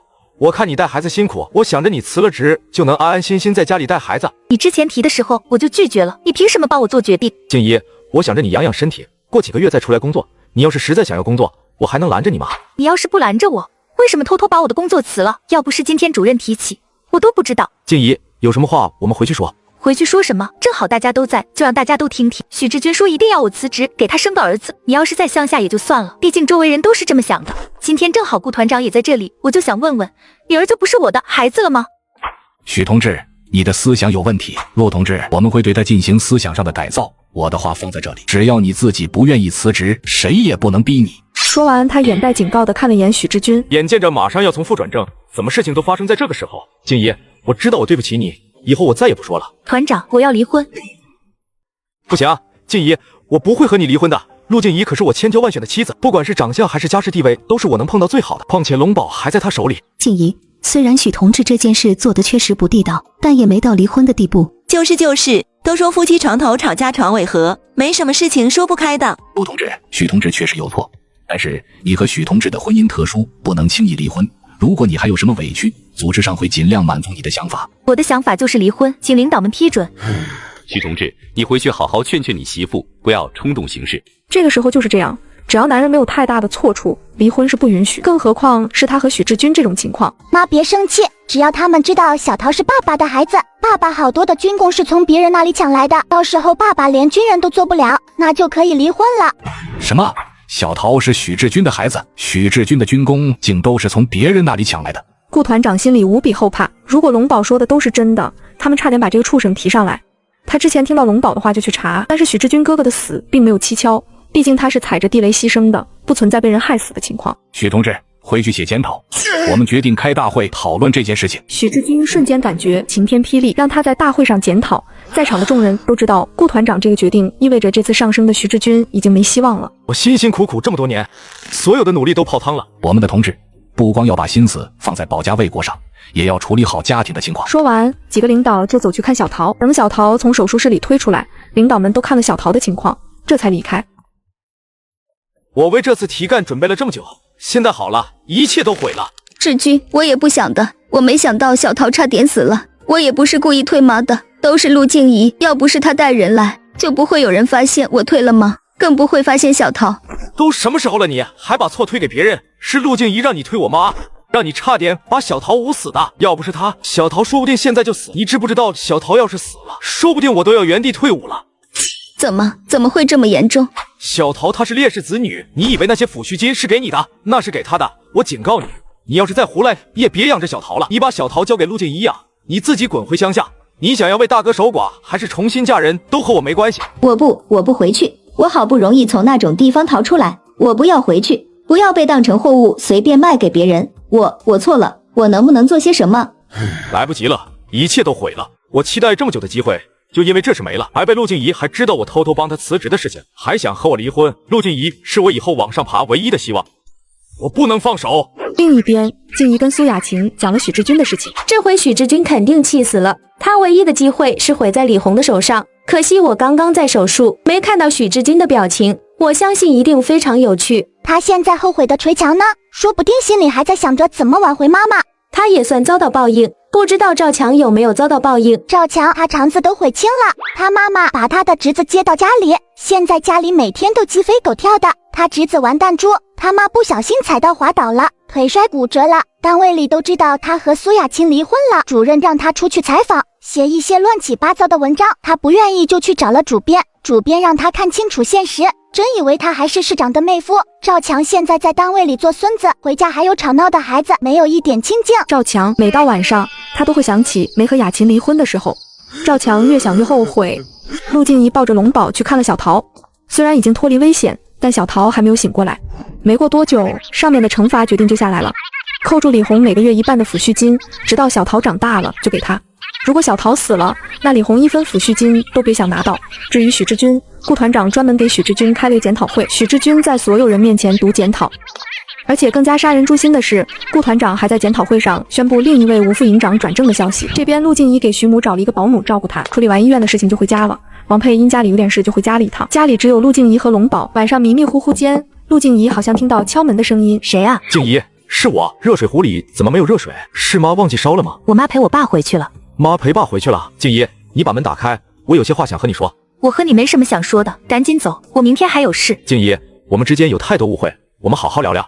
谁要和你聊？屋外的脚步声逐渐远去，陆静怡松了一口气，继续睡。但是突然，外面的脚步声越来越近，而且还有钥匙的声音。没一会儿，房门就被打开。许志军，我说了我没什么和你说的，赶紧给我滚出去！静怡，妈好不容易回去一趟，难道你就不想我吗？他一边说着，还脱去外套。滚出去！你已经出月子，陆静怡，我们是夫妻，这是你应该做的。你打我？打你又怎么样？好，我不能把你怎么样，但你是我媳妇，你必须伺候我。陆静怡，你是想在这里被龙宝看见，还是陪我去隔壁房间？许志军，你敢？你爸妈都没在，你看我敢不敢？你不是喜欢告状吗？有本事你就去告诉几个领导，你看他们会不会因为这种事情同意你和我离婚？既然你喜欢在这里，那也行，反正龙宝还小，什么都不懂。许志军，你疯了？你脑子里只有那档子事。龙宝离开了我就哭，你连孩子都不管了。小孩哭一会儿也没事，既然你不愿意去隔壁，那在这里也行，反正他也不懂。他走上前想把陆静怡按在床上，陆静怡一脚正好踢在许志军的两腿中间，许志军捂着腿倒在地上，那痛感犹如千万根烧红的钢针，同时猛刺进最脆弱的部位。陆静怡，正在睡得迷迷糊糊的龙宝听到这句话，一下子就醒了。我怎么好像听到了扎爹的声音？他睁开眼睛，果然看到了许志军。大半夜他怎么在这里？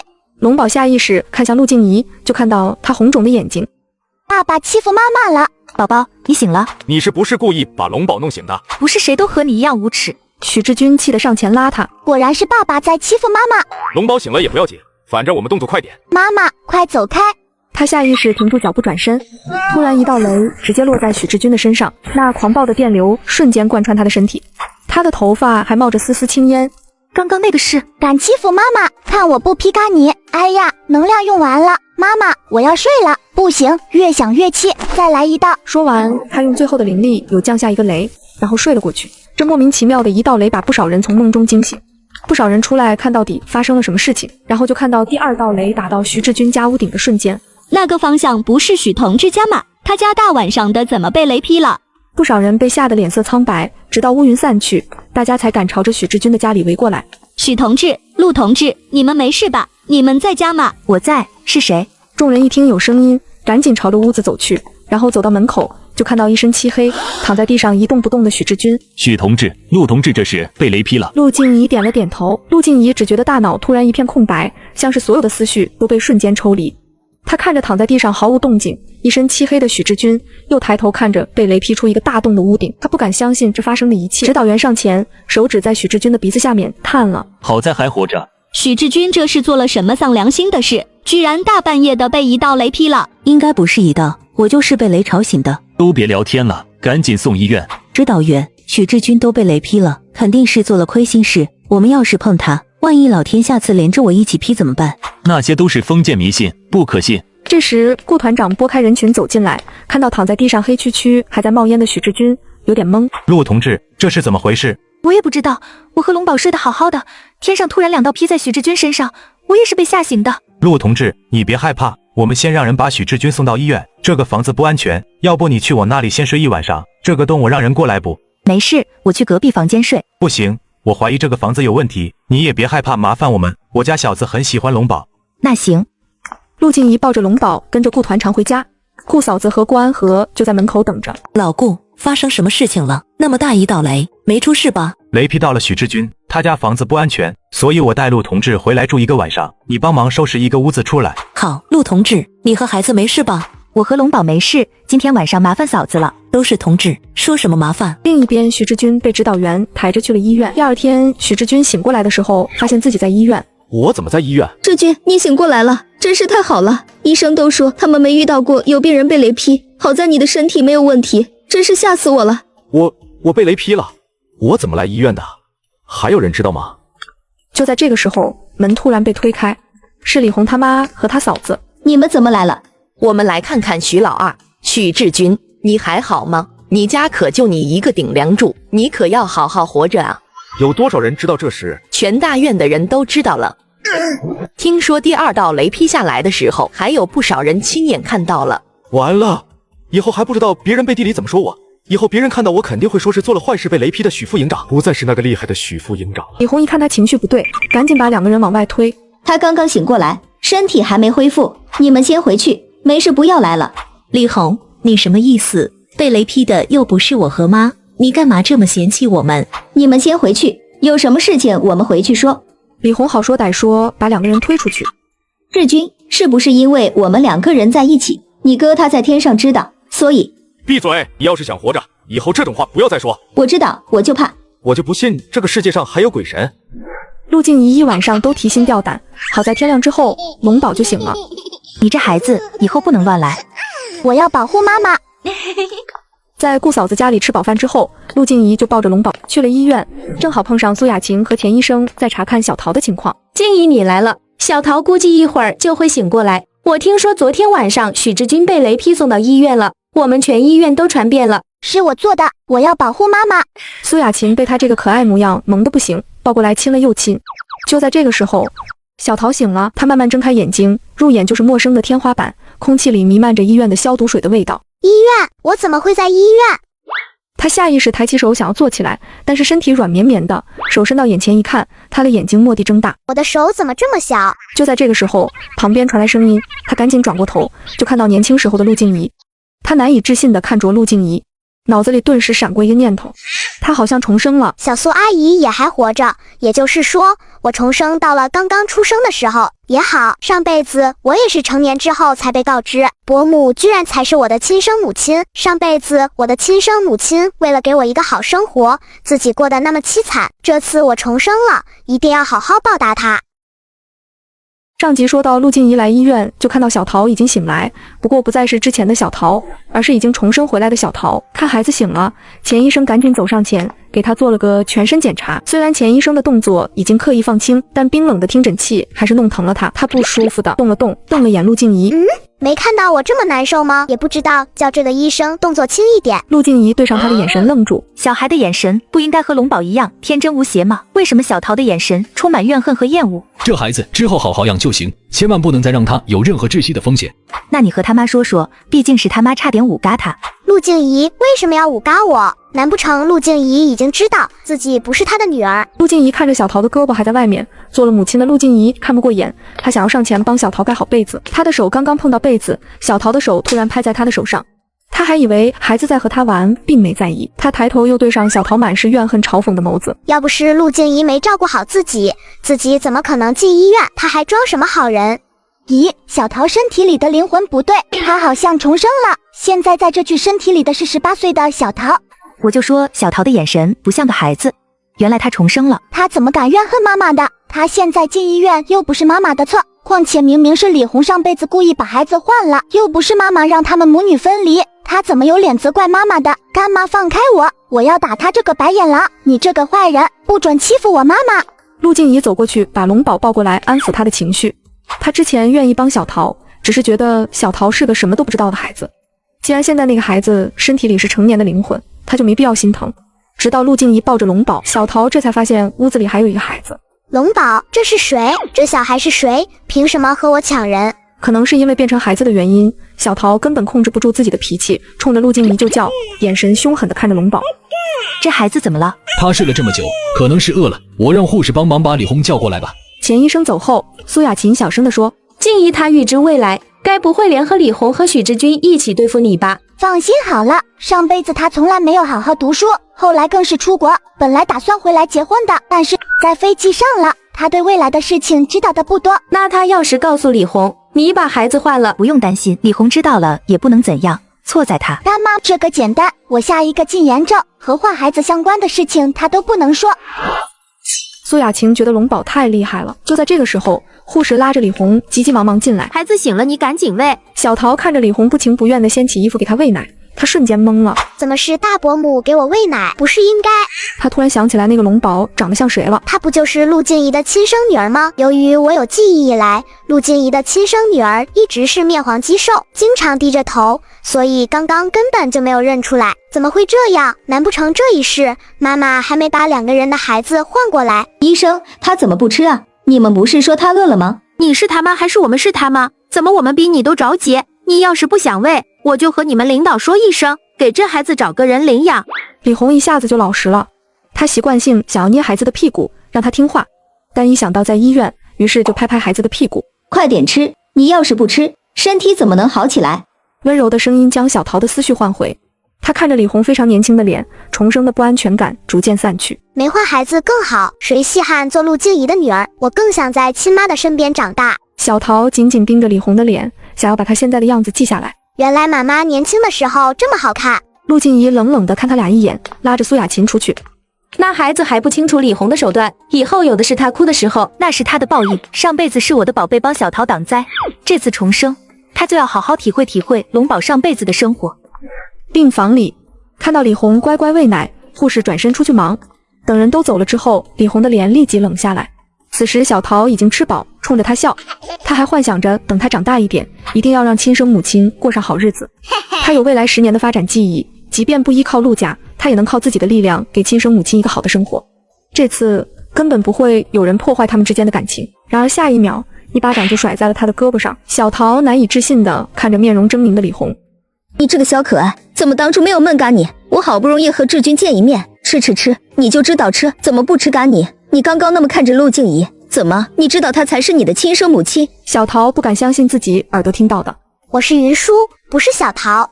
小桃用尽全身的力气，想要张口给自己辩解，但是她这个时候根本不会说话，只会发出啊啊的声音。闭嘴！小桃眼底满是惊恐，她是知道他妈是怎么对付被调换的那个孩子的。那我以后岂不是要被亲生母亲虐？不行，我必须要尽快让亲生母亲知道我是她的亲生女儿才行。想到之后可能发生的事情，他情绪逐渐变得激动，每一次的呼吸都伴随着钻心的疼痛。看着小桃的身体不受控制的颤抖起来，脸也变得青紫。李红被吓了一跳，赶紧跑出去叫医生。要是小桃真嘎了，他1分钱都拿不到，许志军肯定也不会放过他的。钱医生跑过来给小桃做检查，折腾了好一会儿才把小桃的情况稳定下来。我就一会儿没看到你，你是不是又打孩子了？我没有。那孩子的情绪为什么会突然激动？我怎么知道？他突然就喘不上气。陆静怡的女儿果然就是过来克我的。我的身体怎么会变成这样？我记得陆静怡之前说过，我小时候生下来身体就不好，经常进医院，但后来长大了就好了。可我上辈子从来没得过哮喘，这一世到底怎么了？这个男人只因欺负老婆，就被雷踢到了医院。接上集。许同志，你身体好点了吗？你放心，顾团长已经让人去帮你修房子了。做了错事不要紧，以后只要好好改正就好了。是啊，顾团长已经说过我们了，我们不会因为你被雷劈就排挤你。虽然这些人嘴上说着，但这些嫂子连病房门都没有踏进去。刚从小桃病房过来的陆静怡就看到这一幕，她上前看了一眼躺在床上，脸色苍白，明明都快要气死了，但还是忍着微笑的许志军。看到陆静怡，许志军都觉得自己的腿都在痛。静怡，你抱着孩子还是不要过去，都说小孩子命格弱，小心孩子撞了邪。好，那我就在门口看一眼。许志军现在还不知道，他和李红的女儿重生了，现在越来越期待李红知道他虐待的一直都是他自己的女儿。那个时候一定非常有意思。嫂子们，感谢你们过来看许志军，趁着现在天色还早，你们早点回去吧。也是，晚了不安全。许同志，那我们就先回去了。嫂子们结伴走了，依稀还能听到雷劈、干坏事、报应之类的词语。许志军整个人都在颤抖，他咬牙切齿。陆静怡，到底怎么回事？我不知道啊，昨天2道雷就把所有人都引过来，顾团长让人把你送到医院。许志军，你是不是和他们说的那样做了亏心事？我是你丈夫啊，你不维护我，反倒到处宣扬。你可别冤枉我，明明是你被雷劈闹出太大的动静，被人看到了，和我有什么关系？我名声不好，对你有什么好处？妈妈，顾团长他们来了。陆静怡听到小奶音，脑子一转，心生一计。志军，我知道你接受不了这样的事情，但你被雷劈的事情根本瞒不住，你也别怪那些嫂子，你要怪就怪我好了，都是我不好。你还要提？我看是你爸在外面赚的钱都不干净，所以才报应到我身上。原来他是这么想的，用着我家的钱，却觉得钱脏。志军，我知道你怪我把离职的事情闹开，害得你不能提干。他低着头说，已经可以听到不远处的脚步声。你还知道，都是因为你，本来属于我的营长，现在成了别人的了。我倒是不知道营长位置什么时候属于你了。许志军看向门外，就看到顾团长、政委、指导员他们走过来。团长、政委、指导员，你们怎么来了？我们要是不来，还不知道你对吴同志提干的事情有异议。你有什么异议可以和我们反映？对你媳妇发什么脾气？许志军，你还是不是男人？亏你媳妇一大早就跑过来看你，她在外人面前还那么维护你，你就是这么对待她的？团长，我不是那个意思。那你是什么意思？吴同志的履历不逊于你，这事你就是告到中央军委，我也不怕。领导，我错了，我就一时说了气话。哼，我看你是把实话说出来了吧。陆同志，你先回去吧，你放心，这件事情我们会解决好，你不用担心。谢谢领导们，那就麻烦几位领导了，等得空了我请大家吃饭。不用麻烦。不同意离婚，哼，让你肠子都悔青。陆静怡出了医院，直接去了供销社，准备买些好吃的。到了在供销社旁边，就聚集了一群人。不远处正在维修搭建的工地，几个大爷大妈也围着这个工地指指点点。陆静怡好奇地走过去看了看，好端端的浪费钱修什么防止发大水的工程？我这么大了就没见过我们这里被水淹了。就是，这不是浪费钱吗？这你就不懂了吧？修建这些东西，有些人是可以拿到钱的。我可是听说不少领导都反对，还是市长拍板一定要建的。市长是吃干饭的吗？怎么没人去举报？我要去中央举报他。就连街边都有人讨论，可想而知苏城推进这个工程顶着多大的压力。不对，苏城怎么突然建这些工程？我也是听龙宝说起才知道会有洪水的事情，算算时间应该还有1个月。那苏城是怎么知道的？难不成他也能听到龙宝的心声？陆静怡听着那些人说话越来越难听，忍不住帮苏城说话。自然灾难人是不可阻挡的，不早点防范，万一哪天真的来洪水了，到时候可是能毁一个城市的，损失几年的劳动结果，那不是更伤民伤财？我活了这么多年，就没见过我们这里发过大水。就是，还不如拿着这些钱拿去补贴给那些年老病弱的人，多建造一些养老院，让没有子女的老人也有个温暖的家。算了，反正算算时间也就1个月，等洪水一来，到时候大家就什么都明白了。陆静怡觉得跟他们说再多，他们也不会信，于是就抱着龙宝去娘家。爸妈，静怡，你来了。我昨天晚上没在，许志军昨天晚上没有欺负你吧？爸爸那个坏蛋还想把妈妈压在床上打，好在我及时醒过来，还召唤天雷把他给劈了，下次再劈他。徐志军都敢打你了，是当我们陆家没人了吗？好在有龙宝保护我，龙宝还小，还好不懂。王佩看到女儿的脸都红了，王佩后面的话哽住，该不会是我想的那样吧？气氛一下子变得诡异起来。爸，你今天不是要出国参加一个和糖有关的大会吗？你几点的飞机？下午2点。就在这个时候，家里的阿姨过来说于成瑜先生过来了。那个是坏蛋，他差点把外公害死了。什么？之前在外国做生意的时候，于成还救过我的命，要不是于成的出现，说不定我这条命都要搭在里面。怎么会是害死我的人？之后我也查过于成的家世背景，他家以前是教书的，到了邻国之后做起餐饮生意，唐人街那边还有好几家店面。我去那边看过，也不知道是不是真的。那些店面都是真的，不过他家已经完全投靠国外，当初也是故意把外公引到2个黑帮打斗中，然后他再出现救了外公，博取外公的信任，用从外公这里打探消息卖给他的主子，希望能够在邻国彻底站稳脚跟。外公这次的任务是帮忙国家大量收购蔗糖，他知道之后转头就告诉他主子，导致国际糖价大涨。陆水发心里咯噔一声，他对龙宝能够预知未来的能力更加深信不疑。毕竟他接到的任务是大量收购蔗糖这件事，根本没几个人知道。然后外公只能自己贴钱把缺少的糖补上，但是对方还安排了另一个商人，不仅提前弄到廉价的糖，还通过这笔钱赚了一笔，并且把所有东西都免费送给国家。博取到信任之后，他们就悄悄把国内的商业数据告诉外人，导致很多财富流向国外。失去信任还是小事，我们的国家还没有发展起来，就要遭到国外人的洗劫，这些人我不会放过的。爸，我觉得这个叫于成的人出现的太巧合了，要不这次就别带他去了吧。如果他的来头真有问题，或许可以利用，带他进来吧。是。陆叔，陆婶，早上好。陆叔，这就是你挂在嘴边的龙宝吧？是啊，龙宝叔叔给你带了礼物，你看看喜不喜欢？说着，他从包里拿出一个盒子，打开盒子里面是一个金色的拨浪鼓。龙宝看到金灿灿的，伸手就去拿。他虽然坏，但东西好。陆静怡看龙宝喜欢，于是就伸手接过盒子。谢谢于先生。小礼物而已，我还要谢谢陆叔带我回来，不然我连重新踏上这片土地的机会都没有。他说的情真意切，要不是在场的人都知道他打的什么主意，都会被他骗过去。建议没必要和他客气，我很看好小鱼，这次他肯定能够成为我的左右手。那我倒是占便宜了，之前陆水发还一直防着我，虽然把我带回来，但是一直不让我接触核心。早知道一个金的拨浪鼓有这个效果，之前何必浪费那么多心思。等吃完饭，王佩和陆静怡一起去机场送2个人出国。陆水发到达米国之后，就赶往国际糖业组织研讨会。到了会场，已经聚集了许多人。2个中年男人看到陆水发，于是走了过来。陆，你也来参加了，是来收购糖的吗？我手里还有一批，你要是有需要的话，我们可以聊聊。好啊，什么价格？糖价格比往年高3%。好啊，等我有需要一定找你。后面他又找了好几个大卖家，但价格都差不多。在场的都是眼观六路，耳听八方的大佬，很快就发现了他的异常。陆到处打听消息，虽然嘴上说着要买，但是听到价格上涨，他脸上是抑制不住的高兴，不像是要买，反倒像是手里有货，想要趁机出手。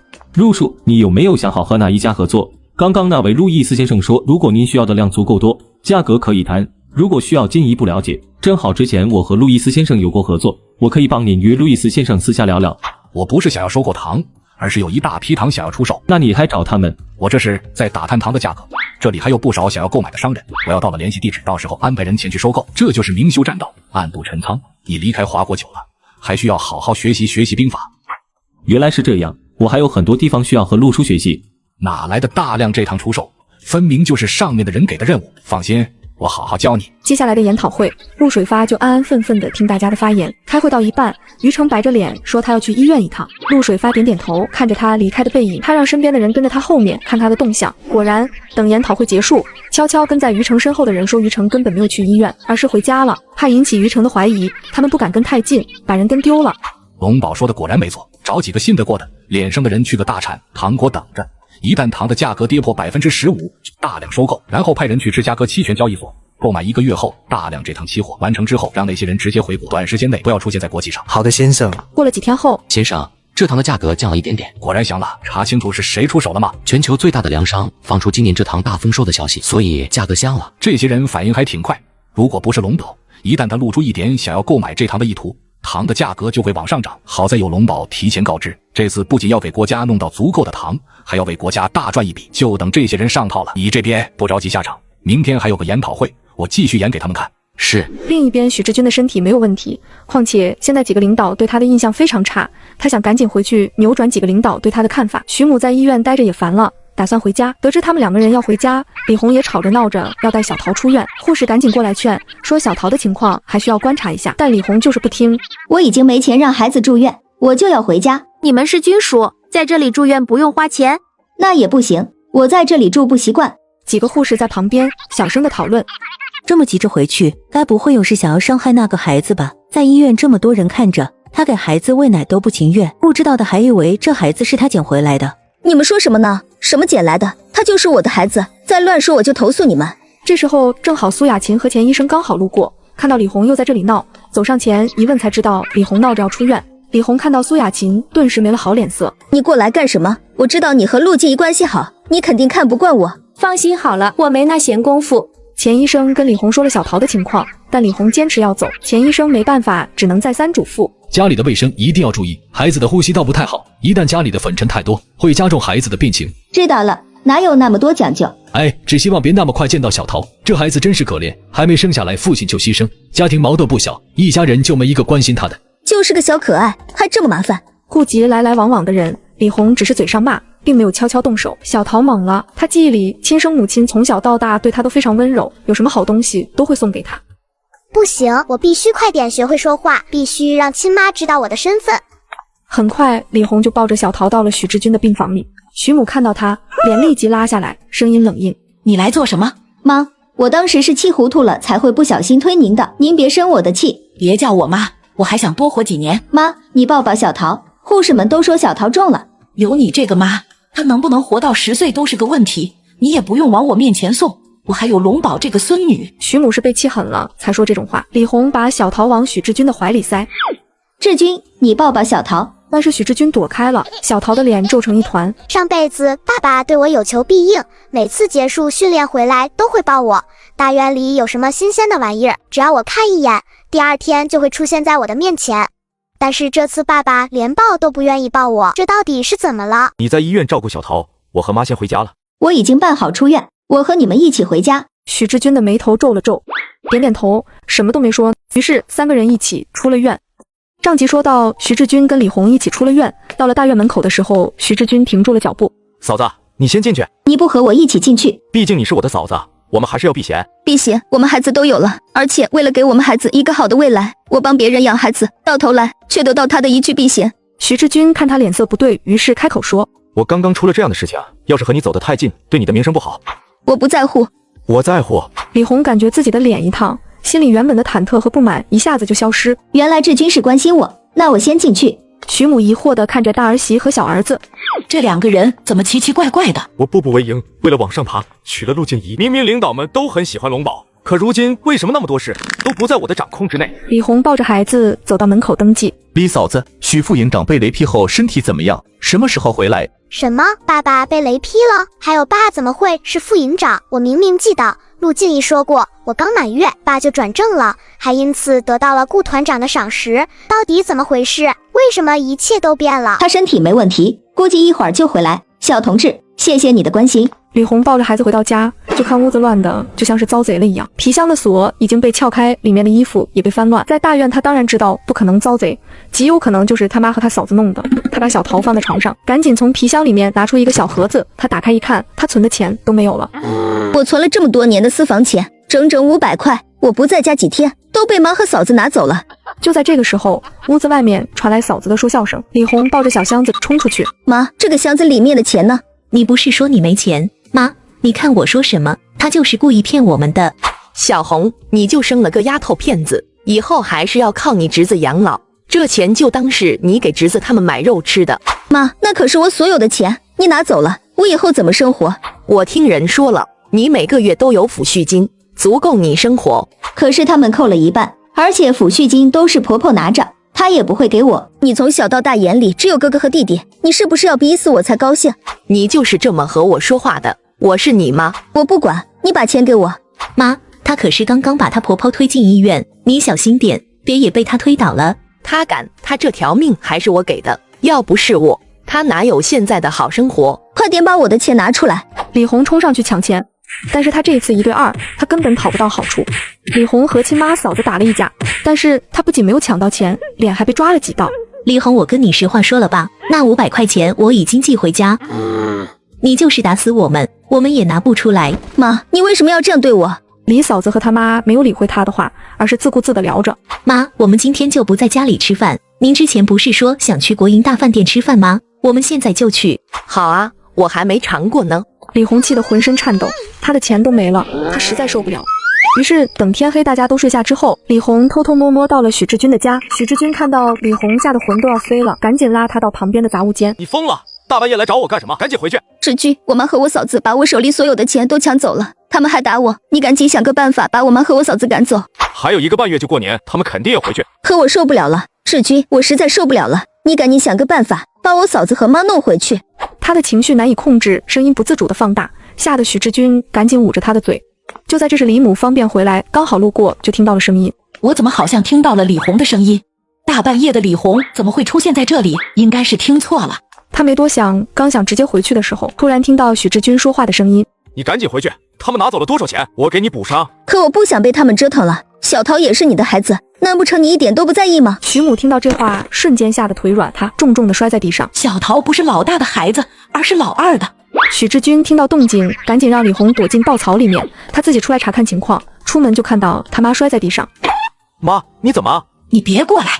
妈，既然你都听到了，还是让李红赶紧走，不然被静怡看到，她肯定会闹开。许母下意识朝着陆静怡的房间方向看了眼，好在屋子里没有亮灯，应该是睡下了，让她赶紧滚。许志军，你最好给我一个解释，什么叫小桃是你的孩子？她不是你大哥的女儿吗？许志军垂下眼睛，那一刻他已经想好了怎么应对，绝对不能让妈知道我和李红之间的事情，不然妈肯定会把李红送到乡下去。妈，你先回去，我会给你一个解释。说完，许志军就走回杂物间，让李红赶快回去，并且答应帮忙。李红快步走回自己家。早跟你说了，在院子里修一个茅厕，大晚上的出来要冻死我。厕所修在家里多丑，家里不是有马桶吗？由于天黑，李红匆匆往家赶，也没有注意看，直接撞到了程嫂。李红，你大半夜的怎么在这里？我也是出来上厕所，可是厕所不在这里，而且你的头发和衣服怎么会这么乱？还有稻草，你……就在这个时候，住在隔壁的秦副营长和他媳妇也出来看到底怎么回事。眼见人越来越多，李红吓得捂着脸。我就是出来上厕所的，没睡醒，迷路了，我现在就回去。说完，他冲出人群，朝着自己家跑去。真是奇怪，他出来上厕所这么慌干什么？他该不会是耐不住寂寞，偷偷跑出来偷汉子了吧？你说的有道理，我也怀疑李红鬼鬼祟祟不正常。许志军还不知道李红在回去的时候被人看到了，他第一时间就去了他妈的房间，刚刚进房间就被劈头盖脸骂了一顿。你说你和李红到底什么关系？你是不是对不起你哥？妈，我没有，听我解释。这个女人为了让自己的女儿过上好日子，偷偷和妯娌的女儿调换，就在今天被婆婆发现了。你还狡辩，我都听到李红说了，说小桃是你的孩子，到底怎么回事？是她喝了催产药，小桃和龙宝一前一后出生，于是李红就让人把2个孩子调换了。小桃是我和陆静怡的孩子，龙宝才是李红和大哥的孩子。李红她怎么敢的？那你怎么没换回来？等我知道的时候已经太晚了，根本换不回来。我有今天都是因为有大哥，所以我想着将错就错。不管怎么样，我都会把龙宝当成自己的孩子，好好照顾他。妈，大哥走了，我这个做叔叔的必须好好照顾龙宝。龙宝已经在陆静怡身边养了这么久，要是还回去，他还能过这样的好日子吗？可是难怪李红舍得那么对小桃，原来根本不是他的女儿。妈，你也知道陆静怡的脾气，她要是知道龙宝是大哥和嫂子的孩子，她肯定会把这个家里闹得天翻地覆。徐母想了想陆静怡还有她的娘家，于是忍了下来。好，我就当不知道这件事。妈，你能想通就好，你好好休息，我先回去睡觉。许志军清楚他妈的脾气，如果知道2个孩子都是他的，和大哥一点关系都没有，他妈肯定会闹。一旦妈闹起来，难保陆静怡会不会看出端倪。第二天，陆静怡吃饱了，带龙宝出去晒太阳，却听到那些嫂子在聊昨晚他们看到李红鬼鬼祟祟的事情。你们是不知道，他大半夜的跑出来干什么？他昨天衣服和头发都是乱的，头发上还挂着稻草，我怀疑他出去偷人了。静怡，李红是你嫂子，你平时有没有注意她和谁走得近？别人我没看到，就是经常看到他过来找许志军。你问静怡，她怎么会知道？她已经和李红打了一架，平时也没什么来往。该不会是门口站岗的小宋吧？我上次还看他和小宋有说有笑的。应该不是，小宋都快要结婚了，我看过他的女朋友，比李红好看多了。几个嫂子天马行空的猜测到底是谁，陆静怡则是叹了口气，她都快要明示了，大家也没怀疑到许志军身上。不过想想也是，但凡正常人也不会往他们2人身上想。要不是龙宝提起，他也不敢相信这2个人私底下不干不净。陆静怡聊了几句就回到家里，许志军和许母都在。许志军因为发烧没去训练。妈，你要好好管管嫂子，现在大家都在传嫂子大半夜出来偷汉子。什么？刚刚我出去晒太阳，程嫂子说昨晚出来上茅房，和她男人一起遇到了鬼鬼祟祟的嫂子，衣服和头发都是乱的，问她出来干什么，她也支支吾吾说不出来。大家都在传嫂子出来偷汉子。妈，你是不知道那些人怎么说的，我都没脸出门了。徐母眼前一黑，她是没想到李红这么笨，回去居然还被人发现了。他们怎么能这么说？我去找他们。你去干什么？你这个时候就别去添乱。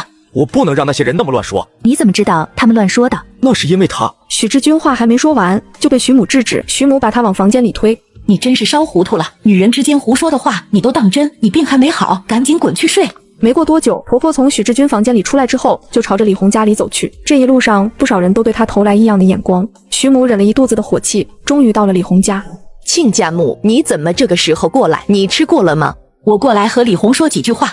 那行，正好我和媳妇去晒太阳，你们聊。李母和李嫂子两个人走出门，半路上遇到了陆静怡。陆静怡知道他们母亲和嫂子不是什么好人，于是心生一计。静怡，你又带龙宝出来玩呢？几天没见，龙宝又长大了。我是看到我婆婆急急忙忙过来找嫂子，我担心，所以过来看看。还是你心善，那有什么好担心的？你不知道，昨晚住在巷子那头的程嫂子看到嫂子鬼鬼祟祟的，现在大家都在猜她大半夜起来偷人。我这不是担心我婆婆听了这些闲话相信，所以我过来看看。怎么还有这样的事情？李嫂子顿时慌了，她也不确定李红会不会干偷人的事情，但村子里的寡妇男人死了之后总是很快嫁人。难不成李红已经动了改嫁的心思？那怎么行？要是李红嫁到一个条件差的家庭，以后还怎么从她那里要钱？想到这里，李嫂子赶紧拉着李母，妈，我们赶紧回去看看，李红的婆婆可不是脾气好的。静怡，谢谢你告诉我们赶紧回去。说着，两个人立即掉头往家走。不知道他们会听到什么。原来的剧情里，李红仗着和妈妈关系还不错，经常从妈妈这里骗钱骗东西补贴娘家。后来爸爸发达了之后，更是带着李红娘家人发财致富。陆静怡看着两个人离开的背影，只希望这场戏能够闹得再大一些。李红，妈，你怎么来了？你这个蠢货，现在到处都在传你偷人，我怎么会有你这么个丢人的儿媳妇？小桃立即想到昨天晚上饿醒的时候，正好撞见他妈神色惊慌跑回来的样子。他该不会真的出去偷人了吧？李红也是有苦说不出。妈，你不是知道的吗？我昨天晚上是去见志军的，可我要是告诉大家，肯定会给志军惹麻烦的。你还敢说？你一个做嫂子的，大半夜的和小叔子拉拉扯扯，你还要不要脸？现在志军还在家里躺着，你倒是什么事都没有。志军生病了，怎么会？他不要紧吧？徐母审视的看着大儿媳，那种奇怪但说不清的感觉又来了。你这么关心志军做什么？我问你，小桃是不是志军和静怡的孩子？妈，你都知道了。你怎么这么不要脸？你怎么能把小桃和龙宝调换？你的女儿过上好日子，可怜我的小孙女。凭什么陆静怡可以抢走属于我的东西？我就是要让陆静怡后悔。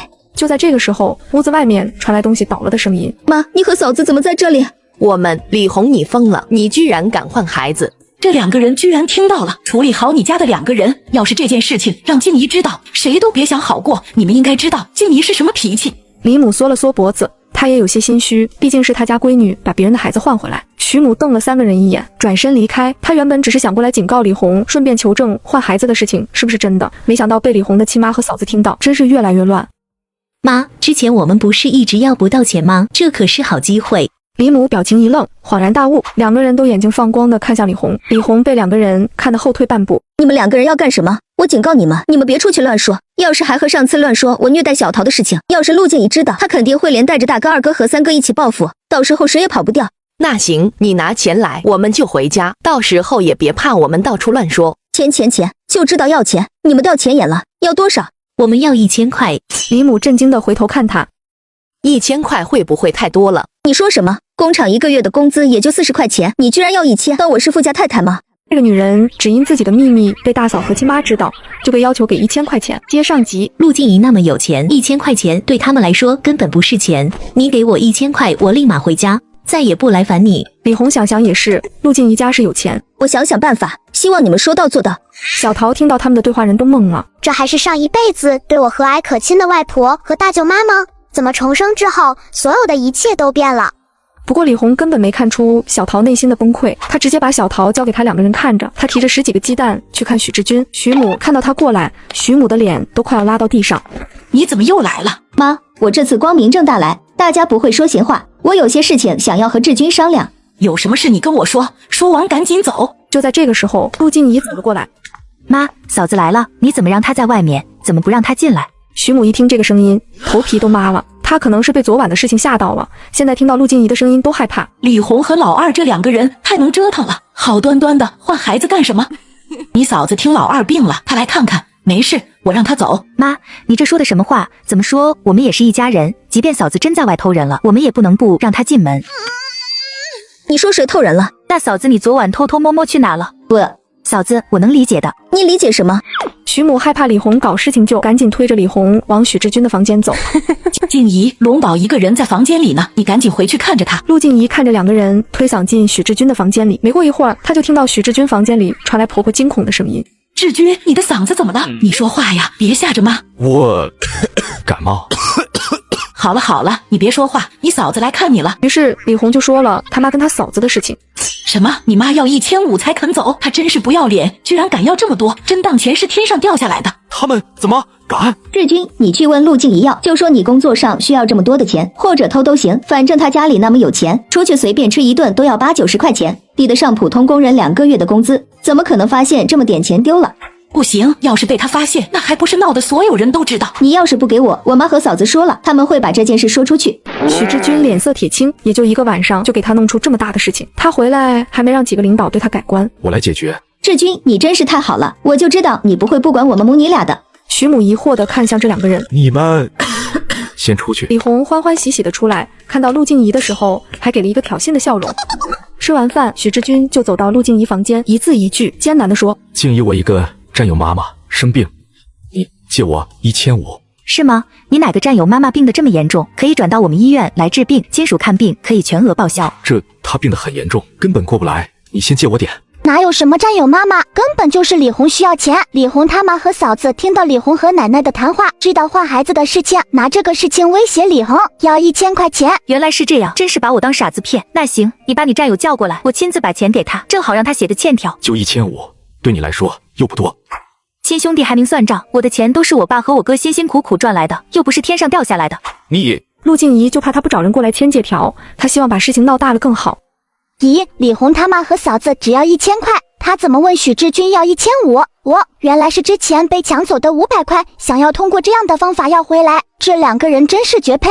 哼，许志军还不知道李红和他耍心眼呢。不借就算了。他转身就走，他笃定陆静怡会叫住他。他对军人群体格外崇拜，况且陆静怡最不缺的就是钱。然而他走出门，身后也没有动静。他转过头，就发现陆静怡正在和龙宝玩。许志军只感觉一股怒气冲上脑子，他眼前一黑，好在撑着墙，才没被气晕过去。陆静怡，叫我干什么？我的钱都存起来了，都在我妈那里。你要是真要用钱，你去问我妈要。许志军深吸一口气，他当然不可能去和丈母娘要。要是丈母娘让大舅哥让人去查所谓的战友，那岂不是要露馅了？许志军只能扶着墙去找他妈。妈，静怡不拿钱，我俩出。什么？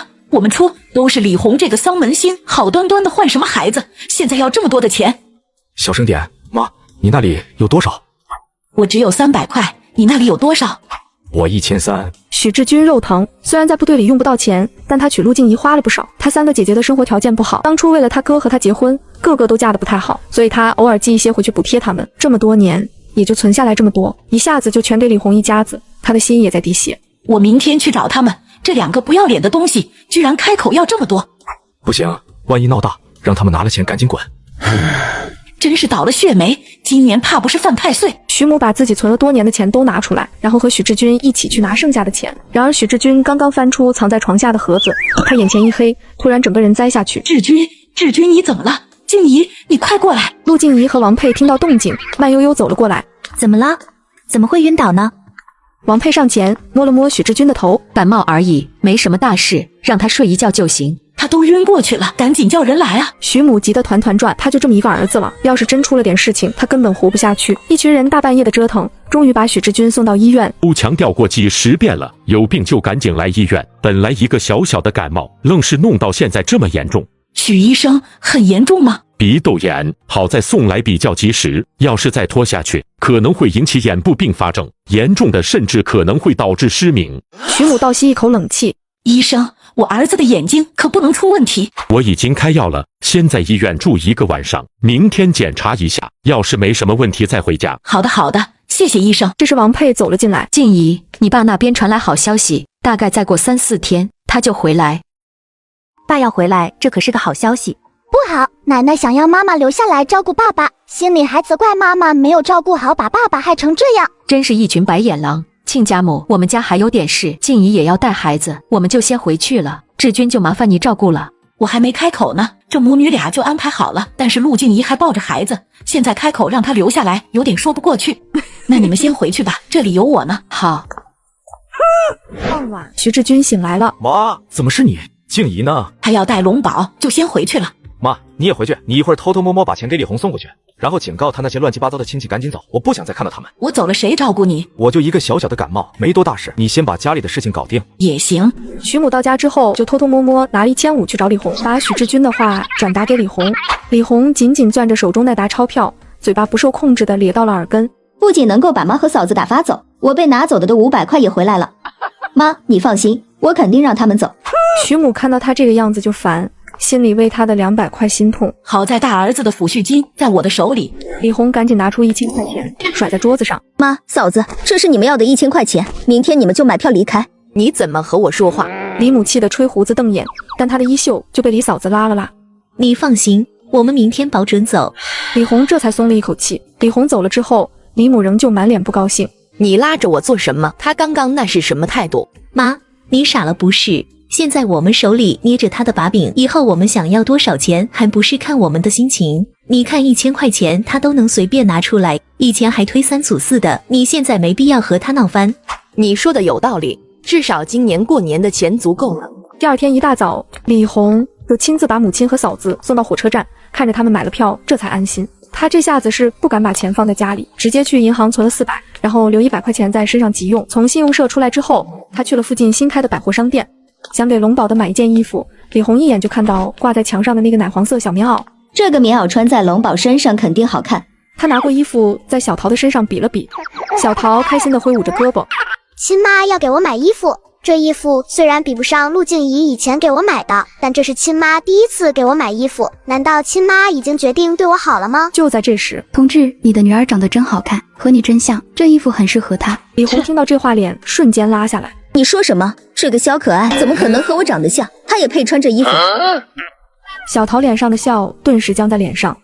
不是给我的，那是买给谁的？这人真是奇怪，哪有把自己孩子叫小可爱的？李红把衣服扔给售货员，让他包了起来。李红提着衣服出门，想到衣服的价格还有些肉疼，一件衣服就敢要30块钱，但是我女儿穿上一定很好看，也没什么好送给她的，就当是补给她的满月礼。上辈子被所有人当成珍珠宠，什么好东西都是我的，现在周围人张口闭口就是龙宝，那个小可爱她凭什么？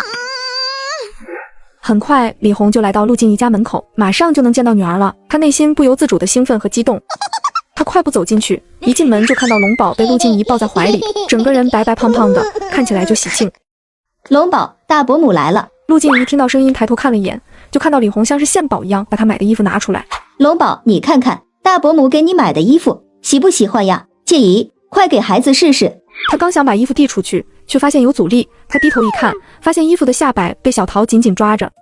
放手，这是给龙宝的。小桃仍旧紧紧抓着。她转过头，狠狠瞪着陆静怡。她不明白为什么这一世变得不一样了。明明所有人都以为我被调换了，为什么没有被真的调换？肯定是陆静怡发现了什么。哟，她还敢怨恨妈妈？她上辈子享受了那么多不属于她的爱，还联合李红一起把揭开坏孩子的真相，把妈妈活活气嘎。她有什么脸怨恨妈妈？陆静怡看向小桃，小桃的一双眼睛死死地盯着她，眼睛里全是怨恨和不甘。哼哼，笑了。龙宝说的对，小桃有什么资格怨恨？要不还是算了，我看小桃也挺喜欢。说着，他似笑非笑地看了眼小桃。李红一听就怒了，他和龙宝不一样，不配用这么好的东西。他手拍在小桃的手上，松开，你也不看看这个衣服多少钱，你怎么配穿？但小桃也是个犟种，即便手被打得通红，也不愿意松手。这本来应该是我的，这是我的，凭什么要给那个小可爱？李红只能一根手指一根手指的掰开，随着最后的小拇指被掰开，小桃终于忍不住哭了。这都是我的，为什么亲妈认不出我来了？为什么要这么对我？这到底是为什么？李红完全不管已经大哭的孩子，仍旧把衣服递到龙宝的面前。龙宝，大伯母送给你的，你满月的时候大伯母都没有送东西给你，你可不能不收。要，当然要，不要白不要，气死小桃这个狼心狗肺的东西。陆静怡宠溺地看着龙宝，然后伸手接过衣服。那就谢谢你了。不用谢，要是平时龙宝有什么需要的，也可以第一时间过来找我。陆静怡点点头。李红看着龙宝抓着衣服的可爱模样，就手痒痒。静怡，能不能让我抱抱龙宝？原本还在哭的小桃顿时瞪大眼睛。不行，不能抱那个小可爱。小桃的手紧紧抓着李红的衣服，龙宝也抓紧妈妈的衣服。他不要坏人抱抱。陆静怡赶紧拍拍龙宝的衣服，让他放心。嫂子，我看小桃不想让你抱龙宝，要不还是算了。不用管他。小桃她红着眼睛盯着李红，陆静怡懒得看着母女俩耍心机。嫂子，要不你还是回去吧，我要带龙宝睡觉了。李红眼馋又遗憾地看了眼龙宝。那好吧，这个年纪的孩子就是要多睡觉。等下次我再过来，龙宝下次大伯母来的时候不带小桃来，这样大伯母就能抱你了。听他这么说，小桃哭得更加大声。她的身体本来就不好，情绪这么激动，脸色甚至有些发青的迹象。陆静怡当然发现了，但她为什么要提醒呢？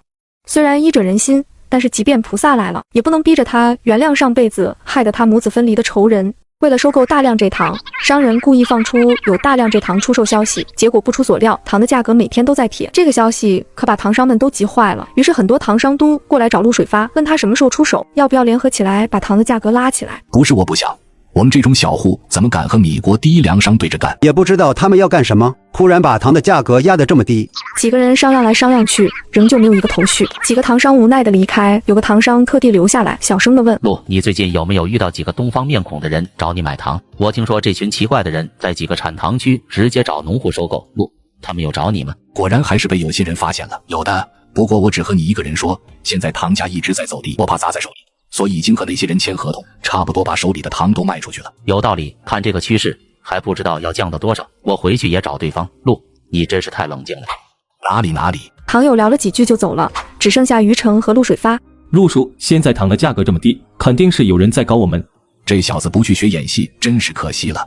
怕什么？反正上面也没要求我短时间内卖掉，糖又不是容易腐坏的东西，我有的是耐心等着它涨价，我就不信价格可以一直跌。糖价确实不能一直跌，我这边的人就等着收购陆水发手里的货，他要是一直不出手，粮商那边也撑不了多久。要是再这样下去，那些人肯定是要找我麻烦的，呵呵。我是看您那么着急参加各个研讨会，我还以为您着急。我确实着急，但现在这个情况我只能拖着。